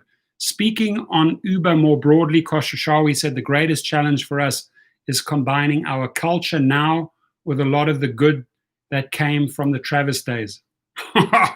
Please don't make me laugh. Our culture now, your culture now is a reputation of disgust and disgrace. And your culture that you inherited from Travis was cheating, lying, and getting yourself into trouble before the court of law. Wow. He has the cheek to say that. He says, because it wasn't all bad. I tend to disagree with that. It would be convenient or dramatic to say that it was all bad, but there was a real entrepreneurial push, a real innovative push. That might be true, but I would still say it was 85% bad. Isaac Pritom says, remember the 5th of November. Remember the 5th of November. Reminds me of that movie V for Vendetta. Stan Eccles says, Dara must have watched too many Pinky and the Brain cartoon. I love it. I love it. We've got to inject some humor here. If it passes, we should hold the strike. I like that idea too. Tony says, I think Dara is angry at women because he regrets who he married. Yeah. I don't know about Sydney. She's taking his cash. He married Sydney. Right? To me, dude, you married a loser, Sydney. Really? Woman that'll go like after the cash, but then they find out they married a dud. I don't think they're happy. I don't know. I don't even know that Dara Khosheshawi services her properly. Right? Who knows? I don't know how he performs in bed, but we're talking about let me not shoot that low. It's not right of me. Let's stick to the facts here. Let's stick to the CEO, not his his extracurricular activities in bed. Let's just focus on the business. Sorry, Sydney. Sorry, Dara.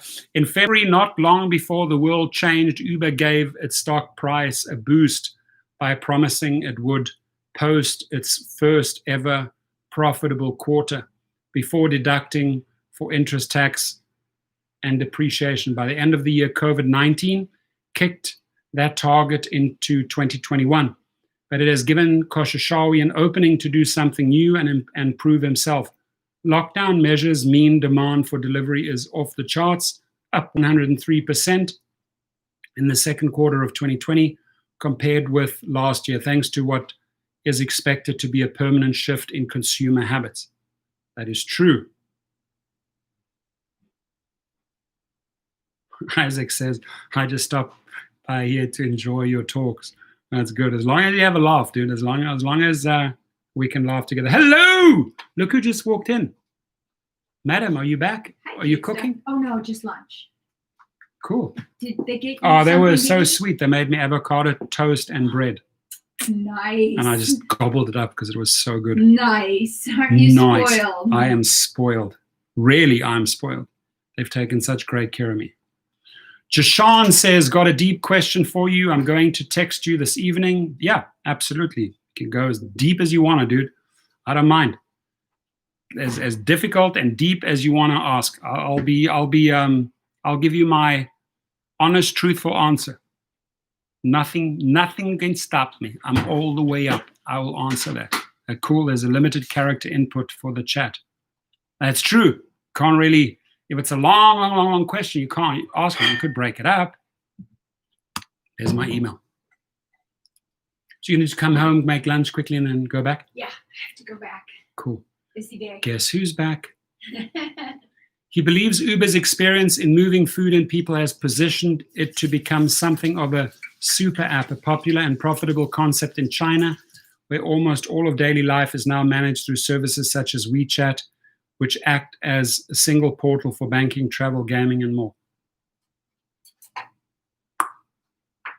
In Uber's case, it would revolve around delivery. Like its rivals, it is seeking to ramp up services that can deliver groceries and other items to you in less than 30 minutes. I'm surprised they're talking about this right now. They've had the platform. I don't know why they haven't been shipping, like transporting cargo or goods or food deliveries around for the last few years. Why now? Why now? It'll work. It'll work well. I'm nearly there, Isaac, nearly there. 2 more weeks, the cast comes off, and then rehab. Payman, got to run later. Be safe. Drive safe, Payman. Good to see you, and thanks for your input. Payman says, no one is too big to fail, but some are too big for their britches. Tony, I read your message there. I can't read it out. It was funny. It was good. In God's speed. Thank you. That's some good jokes here today. I like it. So in Uber's case, it would revolve around delivery. Like its rivals, it is seeking to ramp up services that can deliver groceries and other items to you in less than 30 minutes. It's a long way away today, but certainly we're in a unique position to get there, he says. I would have thought that they would have started 2-3 years ago with that. Eventually, I can see a world where if you want to take cash out of the bank, someone will come and deliver cash to you, right? It'll be anything that you want to deliver to your home. How many people are going to deliver cash to your home? I think that's a stupid example. I mean, if you want cash, you go to an ATM. You're not going to call a driver, hey, go and deliver cash to me. Cash might not arrive. It's the kind of move, I say, that might put him in competition with Amazon and Jeff Bezos, the man who is known for being anything but a diplomat. I'm a baby compared to Jeff, he says. That is true. I don't think I'm in his league yet. I've got a lot of work in front of me. Now, that's about the only true statement here, that he's not in Jeff's league, right? Jeff's a whole different animal. Jeff said to his parents, I need $250,000. The chances of you getting that $250,000 back are slim, about 30%, he said to them. He was upfront with his parents. His parents believed in him. They gave him $250,000. He started the Amazon book company. His story, he's never looked back, right? And I'm sure his parents have been paid back handsomely. But the parents believed in their son, and they forwarded $250,000. And he was upfront. There's a 30% chance, Dad, Mom, that I can pay you the money back. I'll never forget that part of the little documentary on him. Leo Casamenta in the house. Election day can't get here quick enough for me. Election fatigue. Yeah, I hope election, I mean, what are we talking about? A week? That's going to be here so quickly. Yeah, the stock exchange is down 900 points. That's because of the pandemic. Like they coming out and saying, oh, the pandemic is over. The pandemic is over. With 70,000 infections per day, here's people, Ivanka Trump said the pandemic is over. The pandemic is not over, right? Just be honest, be truthful. Talk about the real numbers. Well, the stock exchange realized, wow, infections are going up. We're in for a long haul here. Stocks went down big time. Look at Uber. Look at our friend here, Uber. $33 was $37 a few days ago. Hovey Foreman says Uber should get no more 25 or 30%, not 35, 45, even 57. Correct. I mean, if we could go back to that 75, 25, we wouldn't be arguing. We would be happy. Or 70, 30. But, realistically right now, it's between 45 and 60%. That's a fact, right? Isaac says now they are exposed. That's why they are doing whatever it seems helpful and thoughtful to the people so they can manipulate like the way they've been doing it so far. And hopefully people learn from the history, right? When you have Mistrust after mistrust after mistrust. How many times have you lost faith and lost the trust in the company, right? Once bitten, twice shy, 10 times bitten, 10 times shy. You got to learn at some point. Can't be a sucker for punishment. Sucker for punishment means I'm going to vote yes on 22. Just say it straight up. The stock exchange, ouch. It's all there in the red. Red, red, red, red, red, red. There's only one little greenie. Who's doing better? GE, General Electric. Everyone else, red, red, red, red, red, red, red, red, red, red wine. You give us a hangover, red, red wine. Look at it. All right. Well, that was a really, really deep article, very well written, tons of stuff covered in that. I didn't realize it would be that long. Wow, we're in 1.5 hours. I thought this was like a 20, 30-minute article.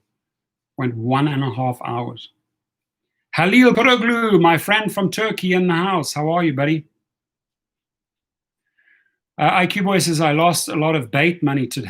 You did? Why did you lose bait money? Halil says, I hope everyone's doing well. I hope you're doing well. Oh, and let's congratulate. Let's not forget. Thank you, Jimmy. Thank you. Let's congratulate the LA Dodgers. That was the final. Oh man, that guy was on fire. That pitcher, what's his name? Urias? They What? can't have a parade because of COVID. Yeah, they can't have a parade because of COVID. So they promised their fans that the parade would be coming. IQ Boy says, screw the Dodgers. No, we can't screw the Dodgers. Dodgers are here, our peeps. The LA crowd. And they're running onto the field. Listen, the drought was broken. 88 was the last time. They got so close in the last 4 years. Finally, the drought is broken. IQ Boy says the Giants here. Mark Bisson, London, 25% is maximum. I have not driven since 3/17/20, and I'm Uber's top rated driver. Not sure I will ever come back to the platform. 32-year drought. Yeah, the drought is over. It's raining. It's raining victory. Yeah, Turkey's beautiful. Turkey. Izmir, Istanbul, Antalya. Coastline of Turkey is the best. This was the issue the other day with the multiplier. Kept on, people would be setting the multiplier and it would shoot straight back to 1.0. And people thought, oh my God, the multiplier is gone. I'll say the multiplier is gone when yes on 22 passes. But this was a technical glitch. Even Wicked Hustle Guy, you reported on that, remember? Istanbul is cool. Oh, you went to Izmir as well? Cool. Did you go to the coast, to Antalya?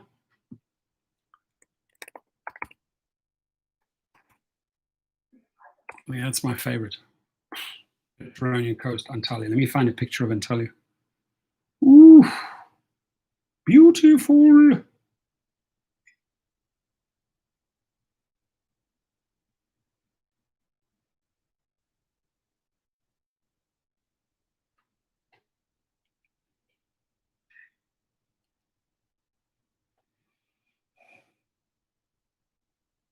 It's right on the coast. Beautiful.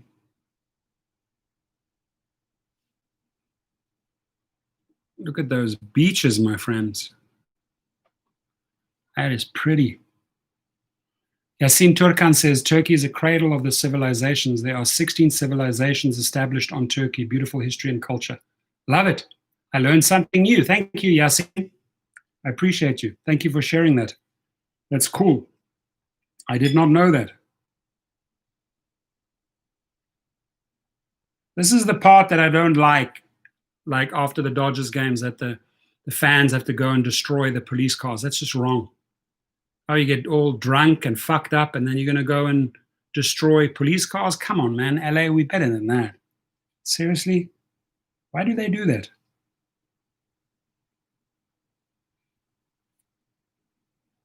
Why do they do that? Oh, Tony Slaughter, you have a girlfriend in Turkey? How often do you visit her?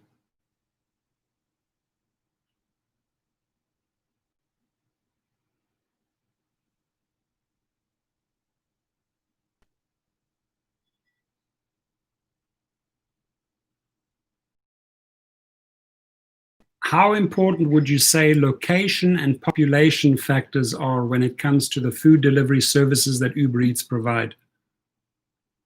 Absolutely, it's a huge, huge factor. Huge factor. I'll answer that guy. It's Moose says, I think because the exorbitant fees gig often take from the restaurants, grocery stores, fast foods, etc., will hire their own delivery drivers. That's true. Panda Express, Safeway, Pizza Hut, they all switch to their own app. Cut out the middleman. I mean, Uber's taking 40-45%. DoorDash, Grubhub. I mean, I don't know how these restaurant owners and managers make money on that. I'm sure it's probably just break even.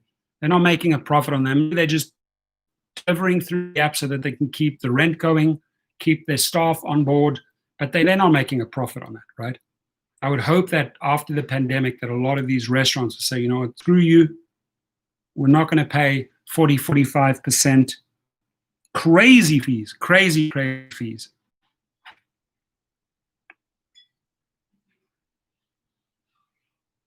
Mark Bisson, London. Honestly, I think that race is so tight. And the reason why I say it's so tight, Uber went from 180 million to $200 million. That was the first sign it's tight. Then they went from 200 to $220 million just a few days ago.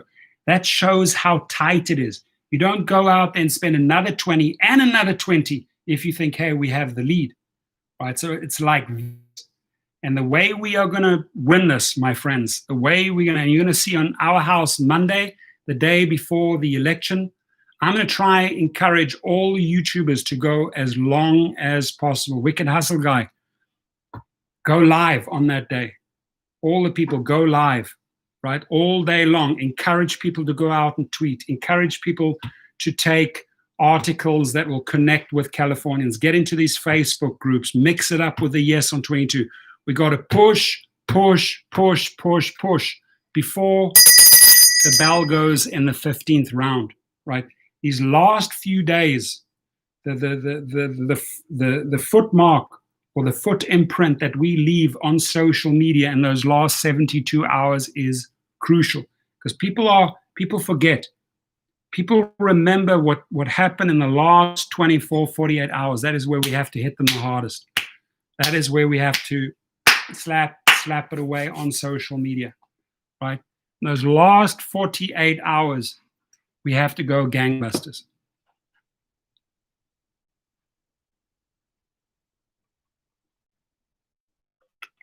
Wicked Hustle Guy says, oh yeah, you don't throw money at a problem you don't have, right? You got a problem, try to fix it, you got to throw more money at it, right? If you're a winning formula, why do you have to spend more money? No, they've spent $220 million. That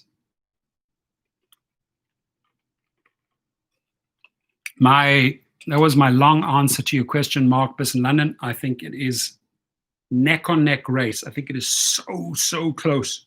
And depending on how we street smart drivers, big army, 4 or 5 million, depending on how we are able to rally in the last 48 to 72 hours, that'll depend if we win or lose. And that's why I'm going to have to dedicate the Monday, almost all of the Monday, to a long. Even, I'm telling you, there were some states in 2016 where the current dude, had won by 10,000 votes. In a whole state by 10,000 votes, that's nothing, right? So, this could be the same here in California between yes and no. It could be 5,000 votes. If we can connect with those 5,000, 10,000, 20,000 in the last day, could be the difference between winning or losing. We have to literally fight till the bitter, very, very end. And it's the same, whoever you guys are going to go out and vote, whether it's for Biden or Trump, right? Both, that battle is not over until all the votes are in. my advice to both sides, Democrats and Republicans, you better go stomping till the very, very last hour.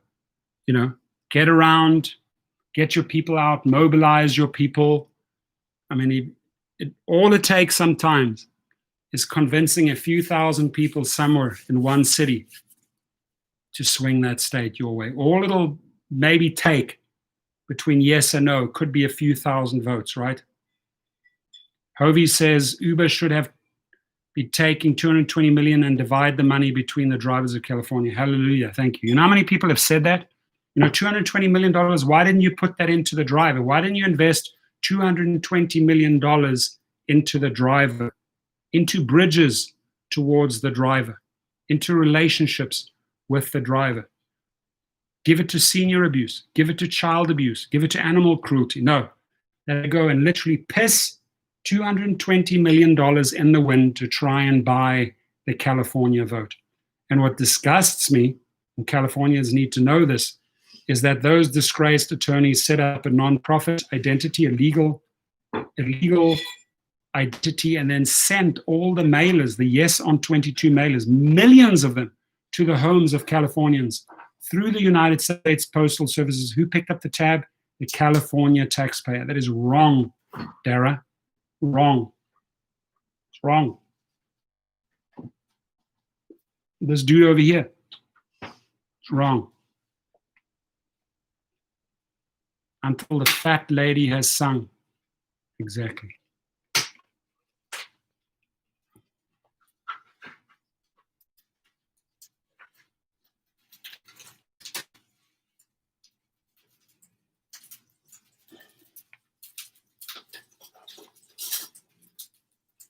I mean, look how many votes have already been casted. Mark, I mean, you're on the money there. You say, I believe 90% of the votes in prior to November the 3rd, the people are coming out in record numbers, right?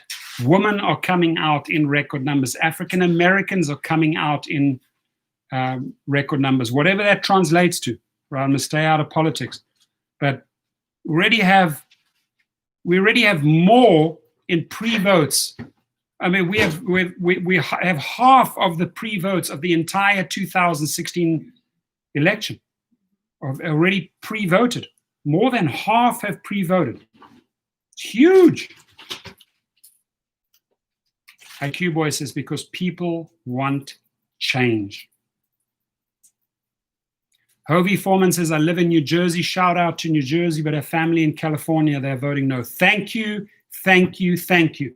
Even if you could text them, email, and say, hey, my brothers, sisters, and family, cousins, uncles, whatever, brother from a second mother, whatever. Hey, vote. You guys, that is beautiful. The guy in New Jersey reaching out to his family in California and said, vote. And he's telling them to vote no. Right?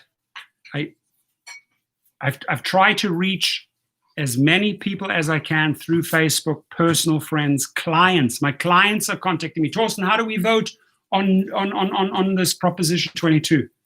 Well, I'll show you. Here's my little chart, guys. This is a little chart that I have, right? It's a little chart that I have. There it is.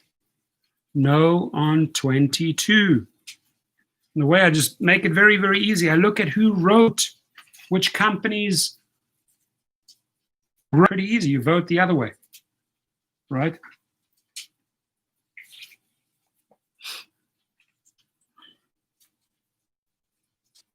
Remember that one video that I made on eucalyptus peppermint spearmint? Put a couple of little drops on your vent. This stuff is also heaven. Grapefruit. Heaven. Citrus. Oh shit, it came pouring out. Turn upside down. Just can you see it? Damn. Woo! Smells citrusy tonight. It'd be a citrus, a fruit. Mark says 4 years of pent-up anger is being demonstrated at the voting booth. Amen.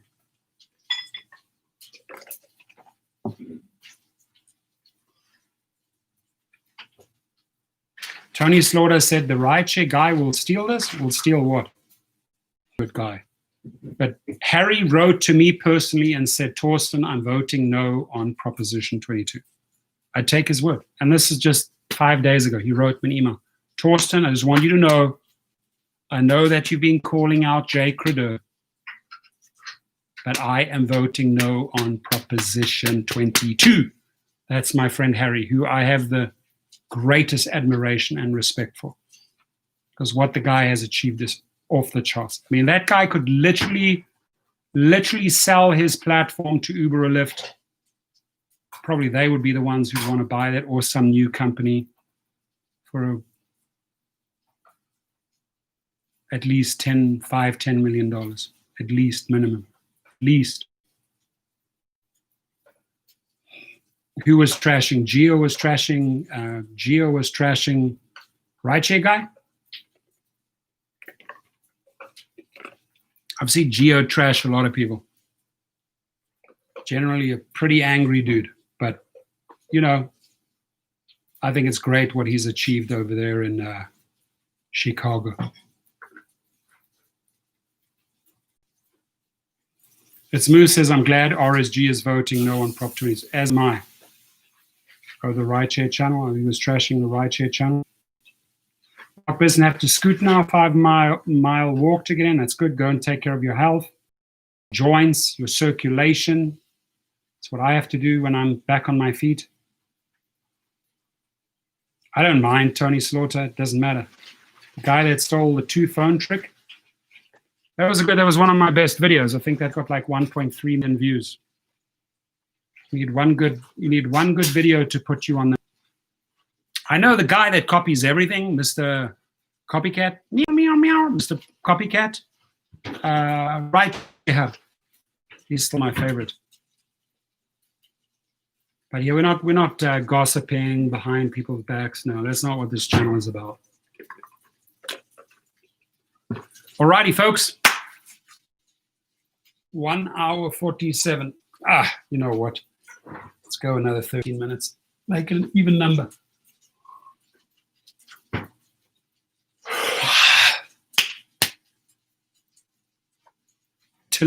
Dylan, the rideshare hub, exactly. Stan Eccles, Uber knew they were setting up millions of drivers for failure and didn't care what happened to them when they lost everything.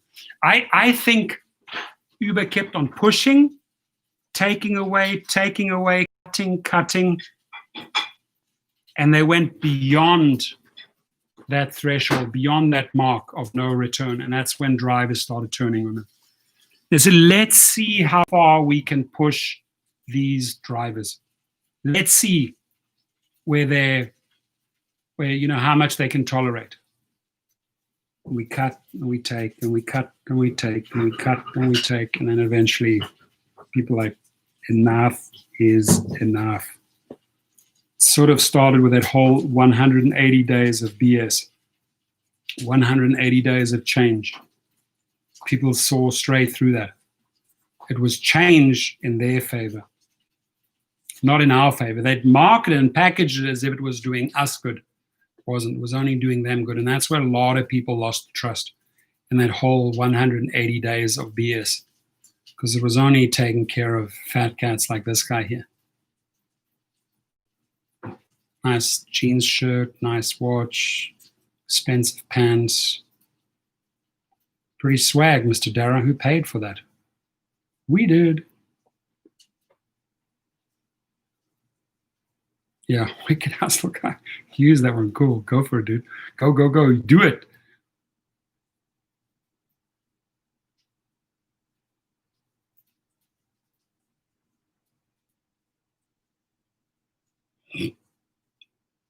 Wooden nickels. I like that one. Wooden nickels.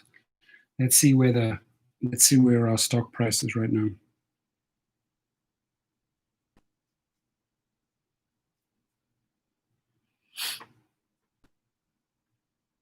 $33. 33 bucks.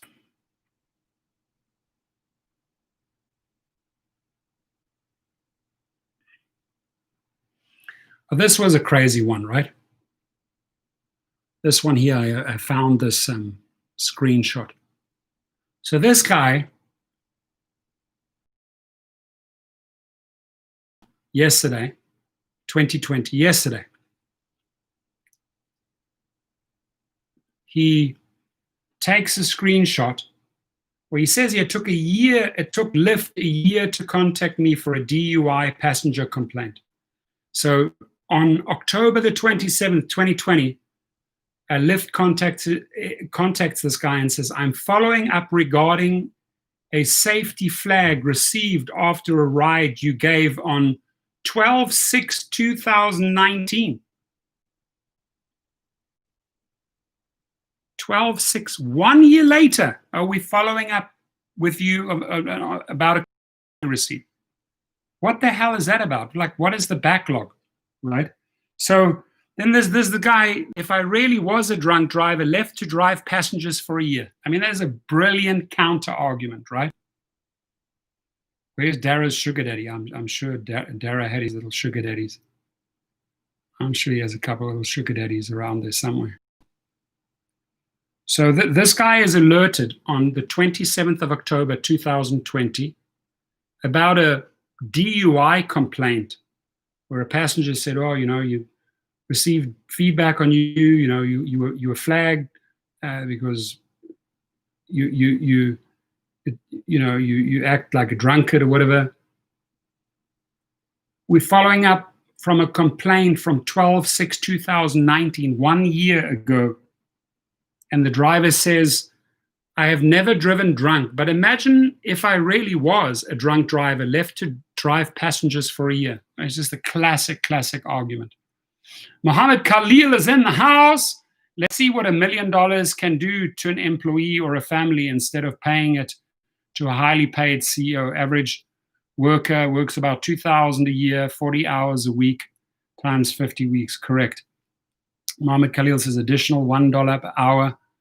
An employee will get $2,000 a year each, additional 2 hours. An employee will get $4,000 each. $1 million will help 500 families with an extra $2,000 a year. 1 million drivers will help 250 families with extra $4,000 a year. $1 billion will help 250,000 to 500,000 people respectively. I like it. I like your numbers. I like how you care about people. I like how you divvy up the money. That's great.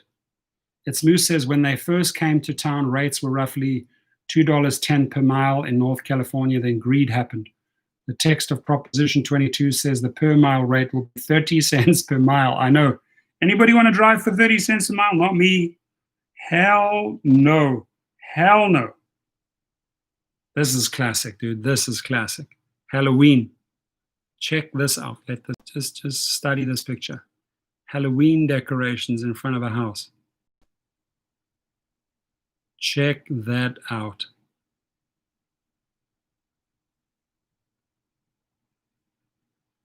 Hey, and Halloween's coming up. It's a big day for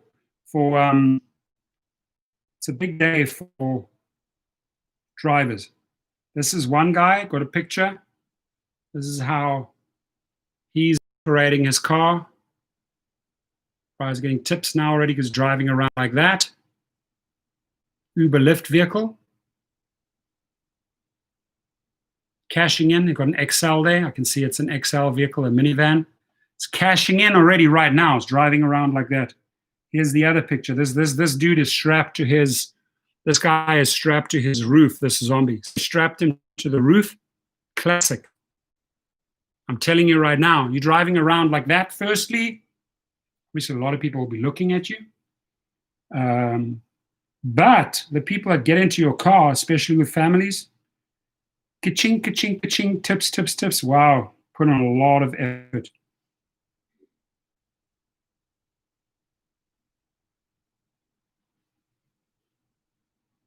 Little one.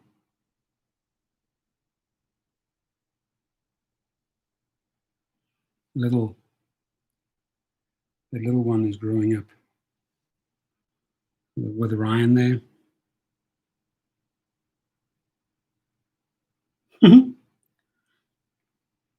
Cool pictures.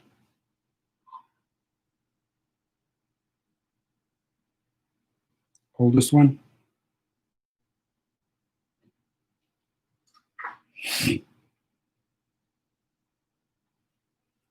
I'll send you this one here. Just send this picture to Laura.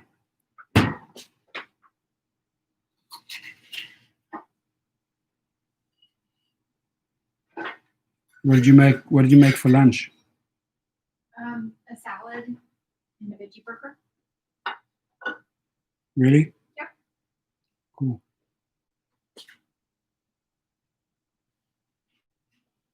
You're still watching, right? Yeah, I have. I want to make 2 hours, so I have another 4 minutes to go. 4 minutes, 240 seconds. Yeah, Halloween's a big. Halloween. Off a favor, just get some decorations in your car. Get a little bit of an outfit. It's you know, people love it. Riders on Halloween. You get a lot of good pictures, man. Hey, let's take a selfie together. You get a lot of good pictures. If you want some material, Wicked Hustle Guy, videos or photos for Halloween, get yourself in a little bit of a Halloween outfit and then decorate your car a bit with some pumpkins or bats or spider webs or whatever you want to do, and get pictures with you, because you use that stuff. I've always used that stuff in my videos. It's been great marketing materials. It's one of the biggest paydays, you know, after I would say July the 4th, and obviously the biggest one being New Year's Eve, right? No, Truth Warrior just came back briefly to make lunch. Doesn't work from home, at the office. Right, Laura? I'm sorry. No, I'm just saying hi. Oh.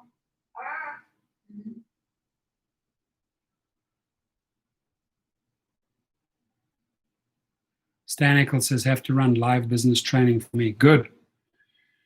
Good. Run and be safe. Disinfect those cars.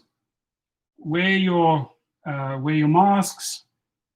I don't think that you have to wear this contraption. You know, this is enough, right? These things are great. Boom. This does the trick. This thing here, honestly, I think this thing is overkill. This thing is overkill.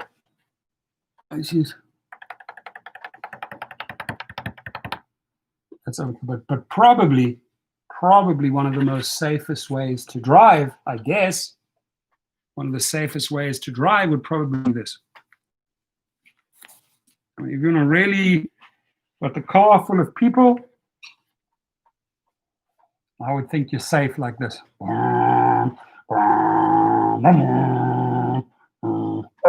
Hi there, where you guys going? You're going to Hollywood. Okay, let's go.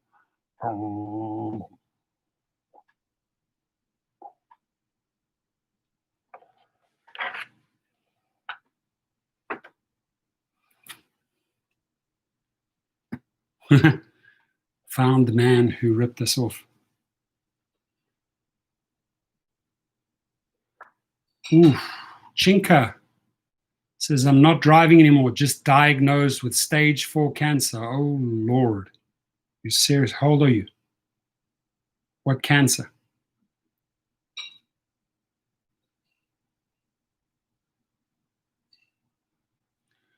Tell you, the number one mineral you got to get into your body right away.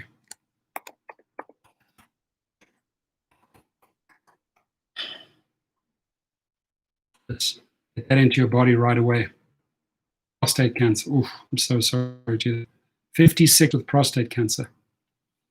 Oh, my heart bleeds, man. So sorry, dude.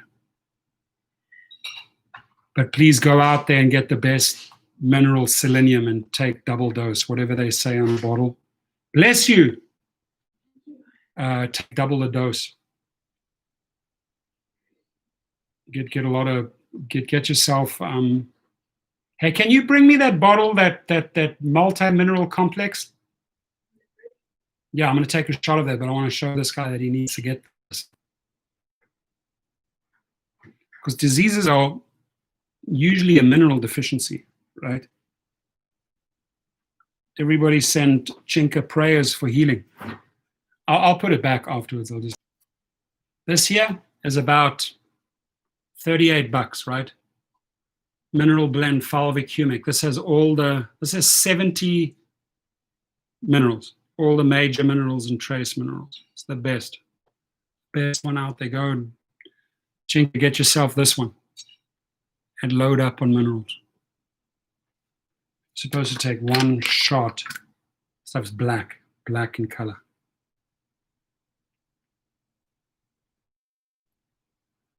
Just pretend like it's a tequila shot.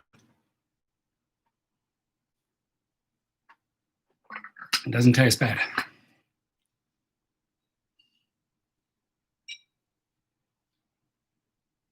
Get that in your body ASAP.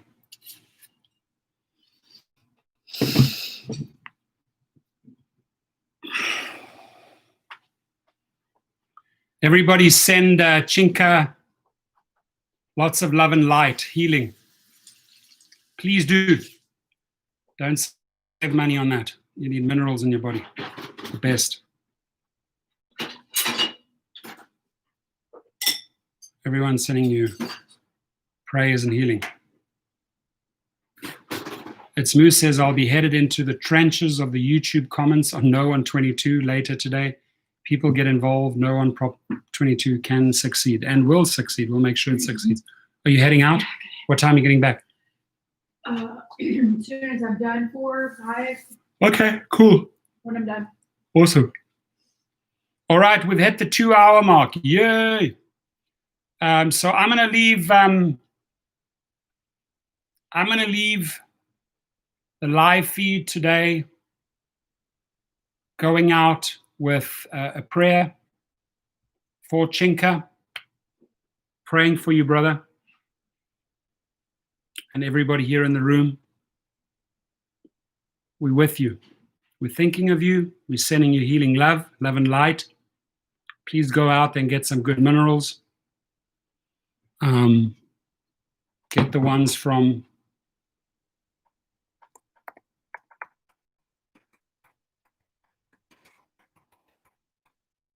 this will really put the brakes on the tumor. Vital earth minerals. Hey, Rick, what's happening to the car? Heading to Rubens to follow up for a follow-up on check engine light. Your check engine light went back on again, or it's always been on?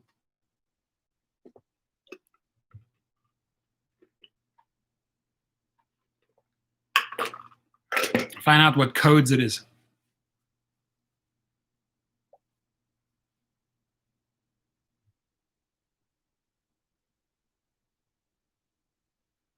So with lymph nodes, what you want to do is you want to go on to, hear me out, right? I don't know a lot about this stuff.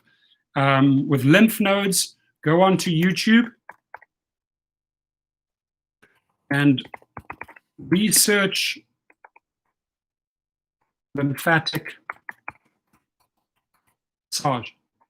So that your lymph glands start, your first 2 minutes, you comb like this down the back. That's where the lymphatics, because lymphatics is all about draining, right? Drink a lot of liquids, get minerals in your body, right? Clean out the lymphatics is the one big one, right? So you start like combing down, and the next 2 minutes are very, very light touches like this. 2 minutes, stimulate these glands. The next one is a sweeping thing right down under the chest into these lymphs here.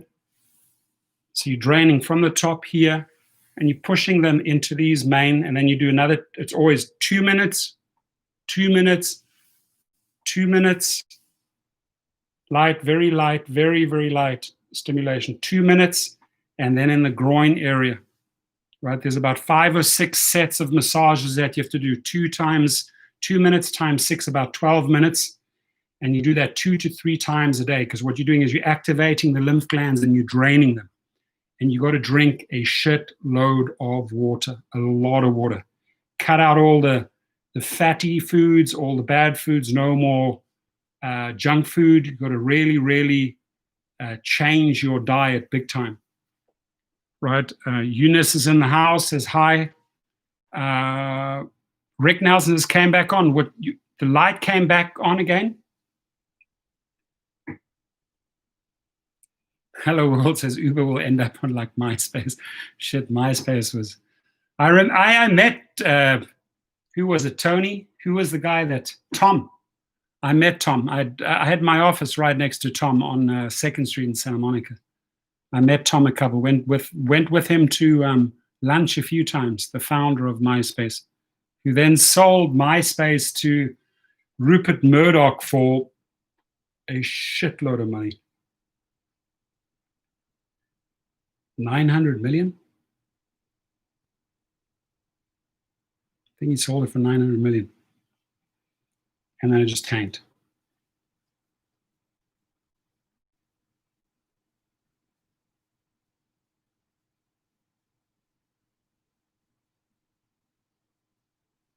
You signed on to Lover, you mean Cover. My account was deactivated. They were not able to reactivate my account back. Oh, wow.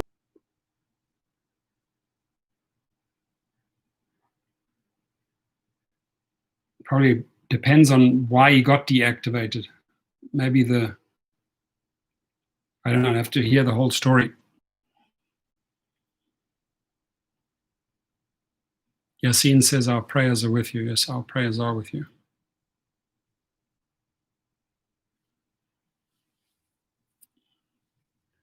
Alrighty.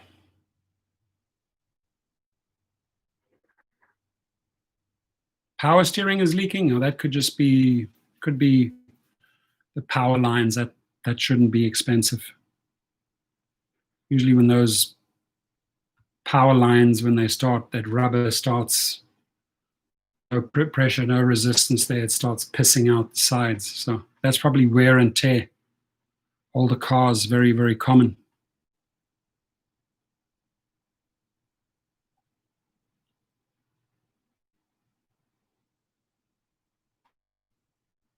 Yeah, I saw that guy, Wicked House guy, Bentley Coupe. He's not even in LA, and he's posting all these Proposition 22 videos. There's no clue. He's in Atlanta, man. What's up, Bentley Coupe? You're in frickin' Atlanta making videos about California. Come, move down here and make videos. Ruben will fix you up. Saj H, how are you doing? So I'm getting there. 2 more weeks. Sorry, 2 more weeks, and then this cast comes off, and then rehab. All right. Anybody can rally for a last like, and then I'm out here. If we can just, I don't know, maybe we can get it up to 50, 45. Just hit that like button, and I'm on my way out. I'm on my way out. I'm on my way up. I'm all the way up. 46. 47. Let's go. 47. 47. 47, 48, 47, 47. Yes. 48. Anybody got a 48 down there? Anybody got a 48? Yeah, and the person in the front row, 47. Anybody going for a 48? Anybody for a 48? Anybody going to want an offer for a 48? And the current bid is at 47. Anybody got for 48? We got 47 for the first. Anybody for a like? 47. Let's get it up to 50. 50 is going to help a lot in the algorithms. Smash that like button, ladies and gentlemen. Put in a lot of time today. 2 hours and 10 minutes. Smash that like button. Smash it hard. Anybody there? We're on 62 people in the house. Anybody hasn't smashed that like button, please do it right now and watch the video. It's a very interesting video. It goes into a lot of length. There we go. 71 people in the house. Welcome you all. Just in the last few minutes, we had 18 people come into the room. I welcome you all. Please smash the like button as you come in. Thank you. Helps the algorithms. I'm putting in 2 hours and 10 minutes for drivers here. Just give me a like. That's all I ask. Thank you. 47. Can we get it up to 47? 47. Anybody ready for 47? 47 for the first. 47, 40, 47. Anybody ready for 48? 48, 48. Hey, we're on 82 people. Welcome you. A lot of people coming into the room. Looks like a lot of people. The clock in the afternoon. We're up to 83 people. You guys got to watch the entire video because it speaks volumes about Dara Khosrowshahi, right? It speaks volumes about those disgraced Uber attorneys and the shenanigans. We have 93 people in the house. We're on 49. Can anybody hit that 50 button? I will be super happy. Employees, I hope that a lot of Uber executives, I hope that a lot of the Uber attorneys are listening in. We're on 101 people right now. 101 people. 50. Hit that like button, ladies and gentlemen. We're on 50. Thank you. So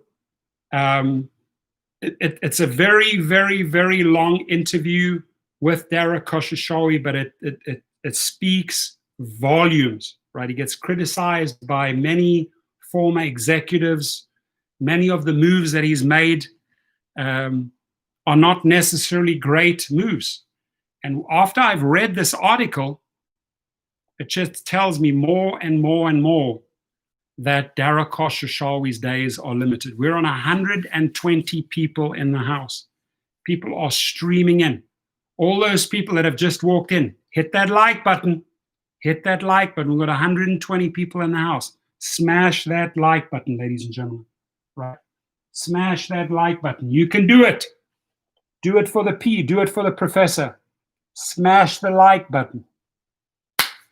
So Dara, are you listening in? Are you here with us? Speak up. Any of those disgraced attorneys, Tony West, Randall Heimovicki, are you here? Speak up.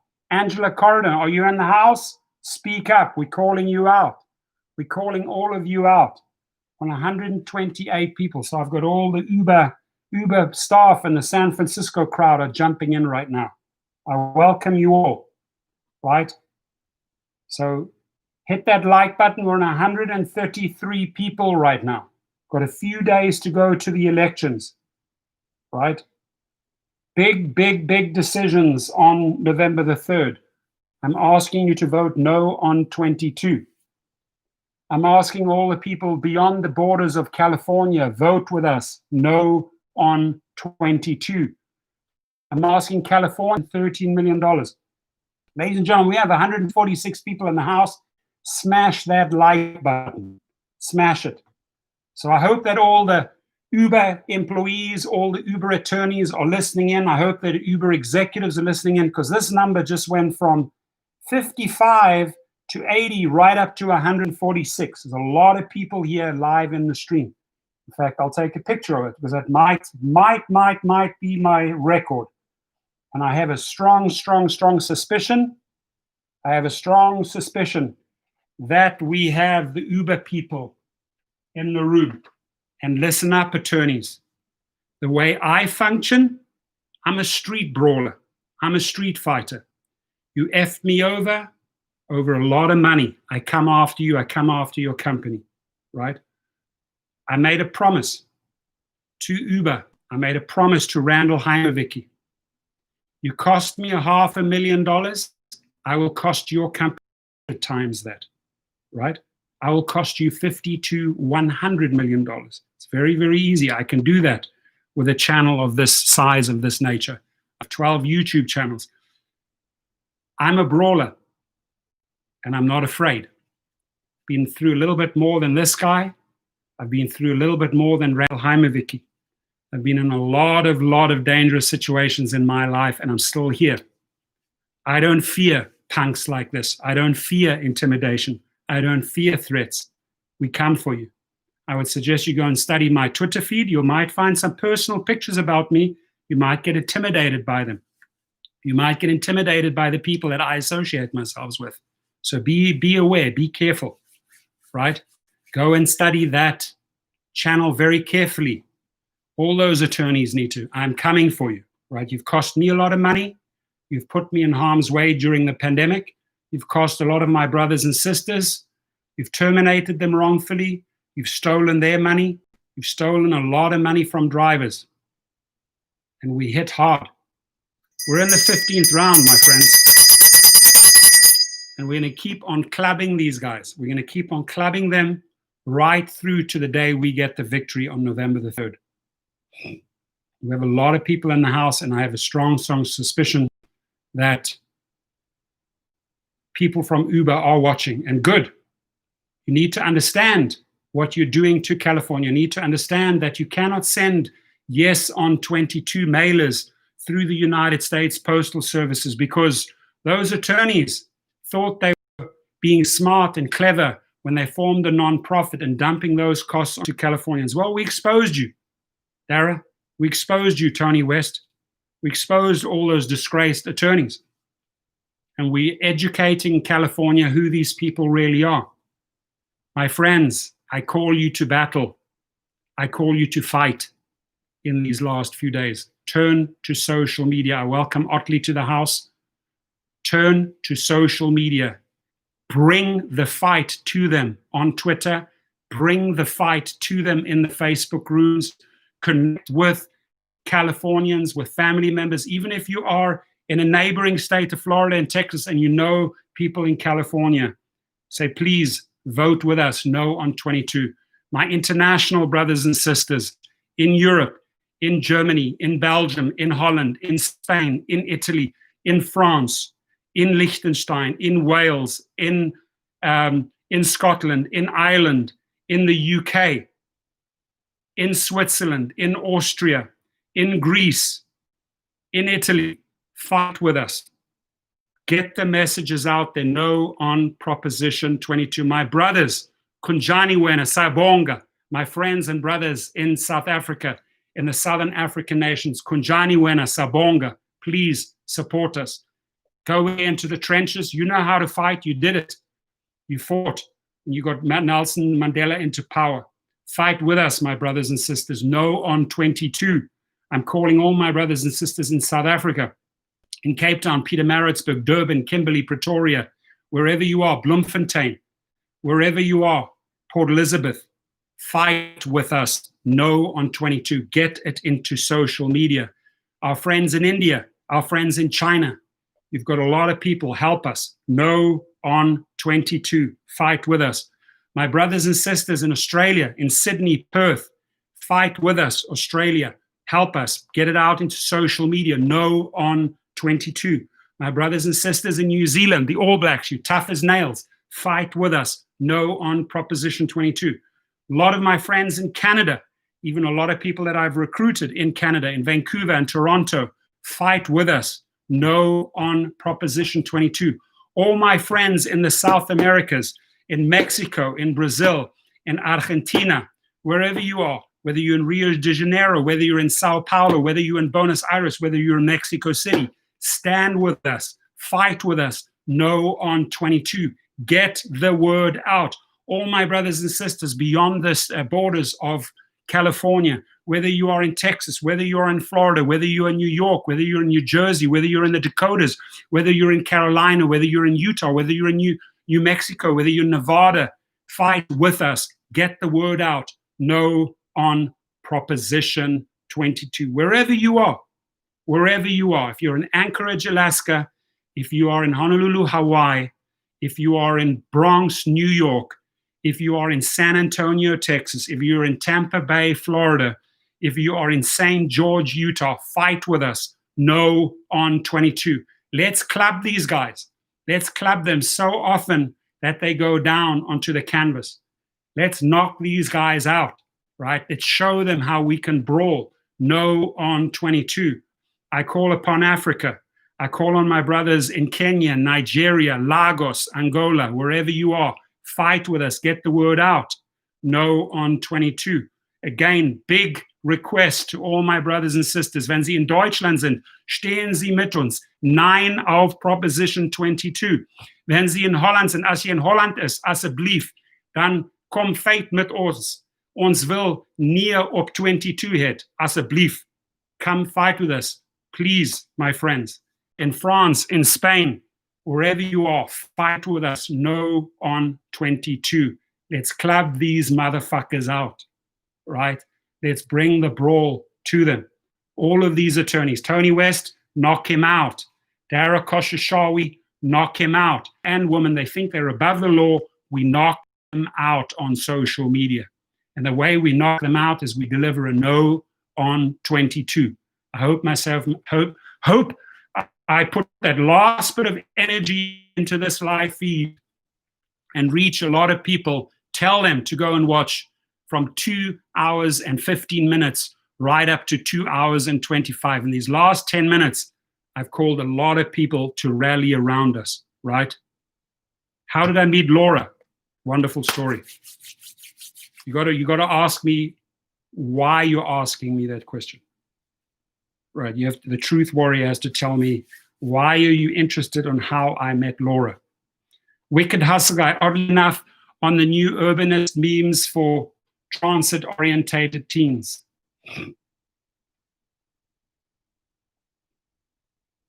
Otley Holmes says, we are waiting to see how Cali goes here in Arizona. Tempe, Arizona, Glendale, Arizona, Tucson, Arizona, Phoenix, Arizona, Scotland, Arizona. Stand with us. Fight with us. No on 22. You can help us get over the victory line. Get the word out in Arizona, Otley. People in Nevada, I know they're fighting with us. Payman Ali, all of the good guys. Scott Tucker, they're all fighting with us. We need those warriors to stand up in the other states and club. Jab, uppercuts, hooks, whatever it takes. Fight dirty. Fight as dirty as you want to in these last few days, right? Nothing off the table, right? We are going to brawl these guys till the very bitter end, because the only thing we are going to settle on is on a victory or no on 2. Fight, fight, fight. Bring the battle to San Francisco, right to their doorstep, just like we did the other day. I ask Rideshare Drivers United, dig deep inside yourself, be relentless, don't stop. Edward Escobar on your team, fight. Gig Workers Rising, fight. Rally your troops. Mobile Workers Alliance, fight. All the people, all the Teamsters that showed up on their Harley Davidson and their trucks, fight to the bitter, bitter end. We have the numbers, we have the army, we have the soldiers. All these guys have is they have the money. Let's show them that people can do more than dollars can. They're buying the vote. We bringing the vote with real soldiers. Guys, keep clubbing. 15th round is not over. 15th round is not over, my friends. Let's get ready to rumble. Keep the energy coming. We're going to do this. We're going to do this. Regards, my friends. Like the New Zealanders do it before the game, we're going to do the haka. You guys know the haka? Look it up. H-A-K-K-A. We are going to do the tribal war dance the day before the elections, right? We are going to do our tribal war dance, and we're going to put the fear into these motherfuckers, okay? Just curious, is AFKBC, I cannot always keep food down. I don't know what that means. And yeah, we'll hand out a lot of puss clubs. We're going to hand out a lot of puss clubs. Look it up.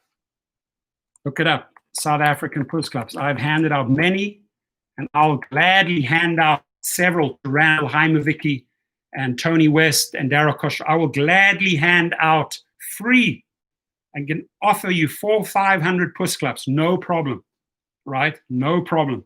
We are going to go down fighting. Fighting, fighting, fighting. They have no idea who they are fucking around with. They're fucking around with real drivers, and we're going to bring the battle to their doorsteps, ladies and gentlemen.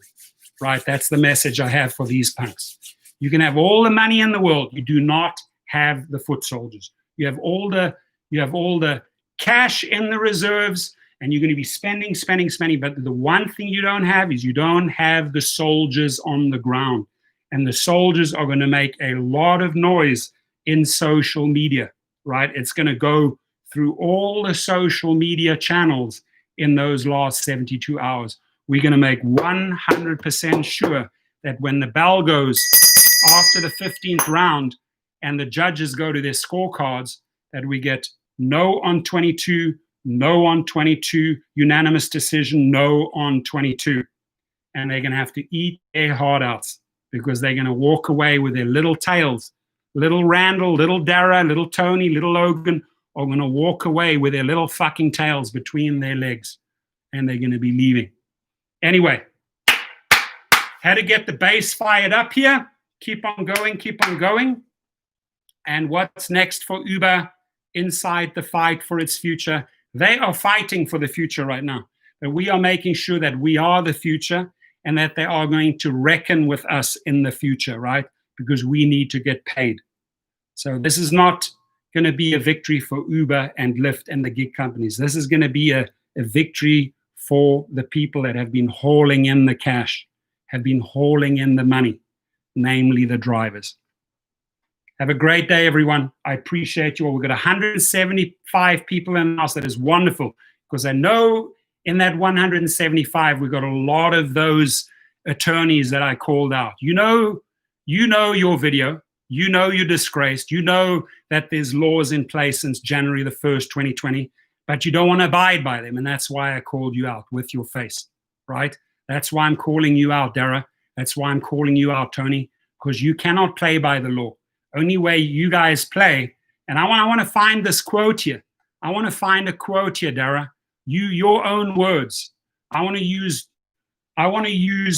Dara's own words against him, right? Let me find Dara's most pronounced sentence that he uses. I'm going to use this straight against him, because this, my friends, sums up everything. I'll find it for you. I'll find it for you. I'll find it. It's a powerful sentence. It tells you everything.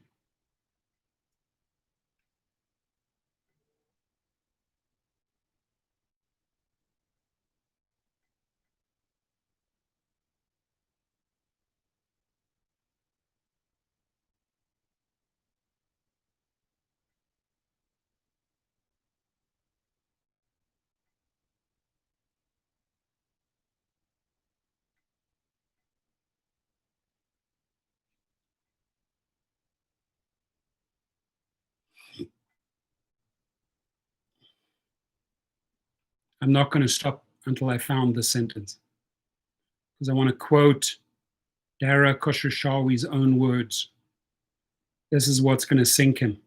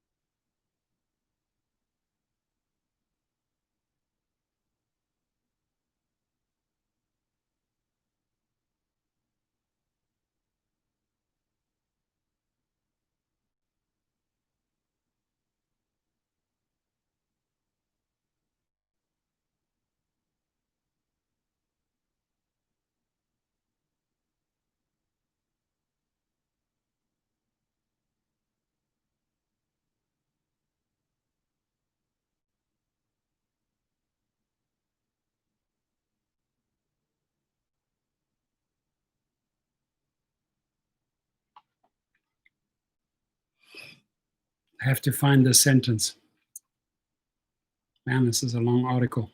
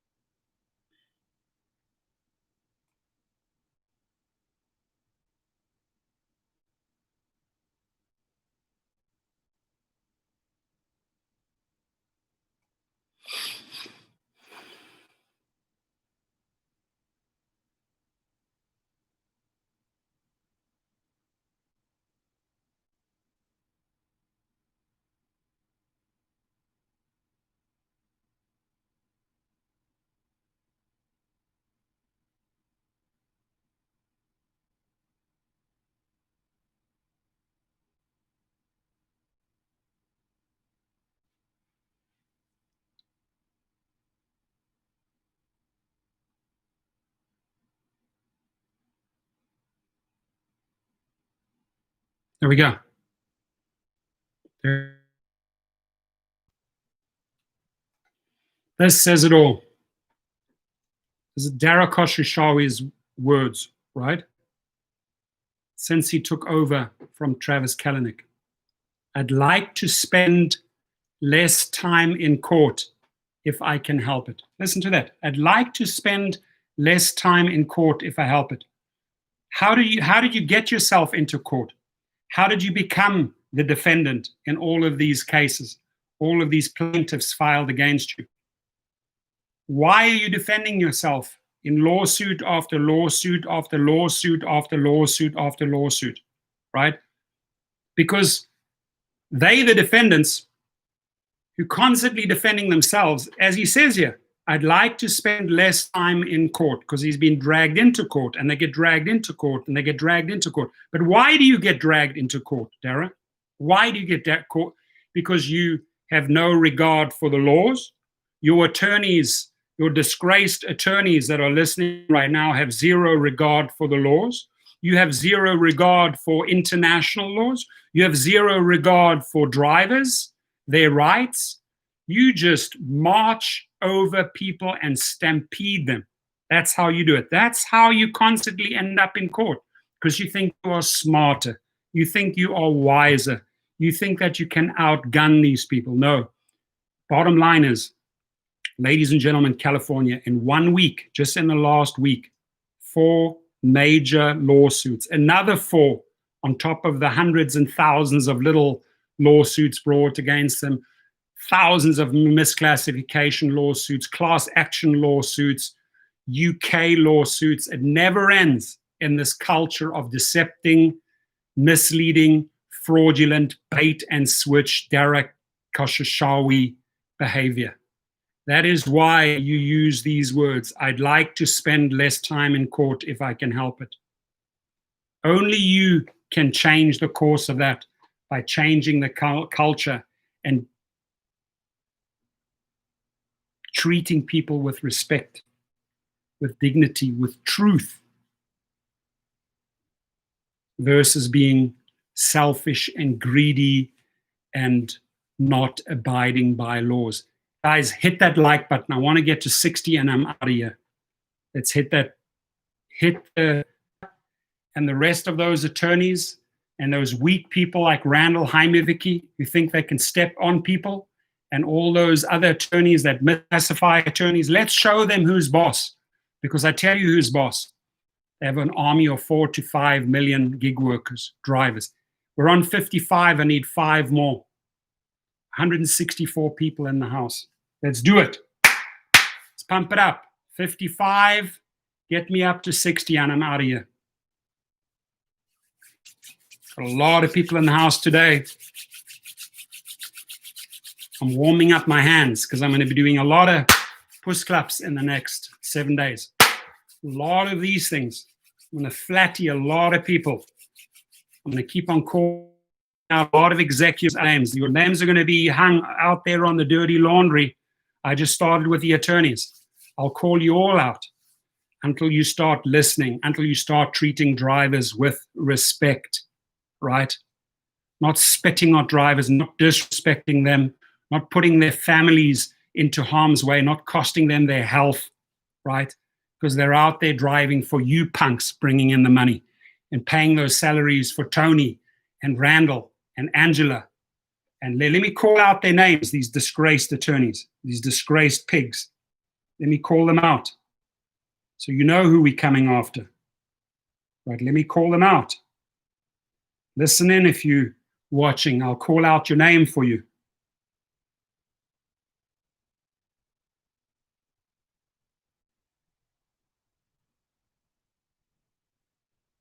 Sejal Shah, we call you out. Tony West, we call you out. Matt Capers, we call you out. Stephanie Tomal Vital, we call you out. All you attorneys who believe you are above the law, misclassifying drivers, spitting on drivers, disrespecting them, taking their dollars, taking their referral dollars. We're coming for you. Juan Valdeviso, coming for you hard and heavy, my friend, hard and heavy. Amos Davis, going to hit you hard and heavy on social media. Simi Rayner, Katie Weitzman, Alex Sorokoff, right? You're breaking the California laws. The Attorney General told you very clear what you have to do, but you're above the law, Brennan Heron. You're above the law, Alexandra Sepulveda. You believe you're above the law, Michael Fang. You believe you're above the law over Cockfield. You're going to have a hard time finding jobs after you guys leave the Titanic. Samantha Say, Divya Mittal, Tony West, breaking the law. Angela Corridon, breaking the law. Marion Demel's-Meslon, not following the law. Amy Kotari, not following the law. Jason Birch, not following the law. Caitlin Yates, not following the law. Claire Floor Egan, not following the law. Ann Dahlgren, not following the law. Joshua Volkamir, not following the law. Randall Heimevicki, I have a special gift for you. He doesn't follow the law. Roxanne Iran, not following the law. Jane Lee, not following the law. Lisa Tsay. Oh, look, Lisa Tsay has watched her video 98 times. Good, I've got your attention. Very good. Emily Schumann, not following the law. Right? And as I say that, not following the law, look at them leave. Great topic today. What's next for Uber inside the fight for its future? We can do this. Hold your hands up high and keep on slugging. God bless you all. Thank you, and thank you.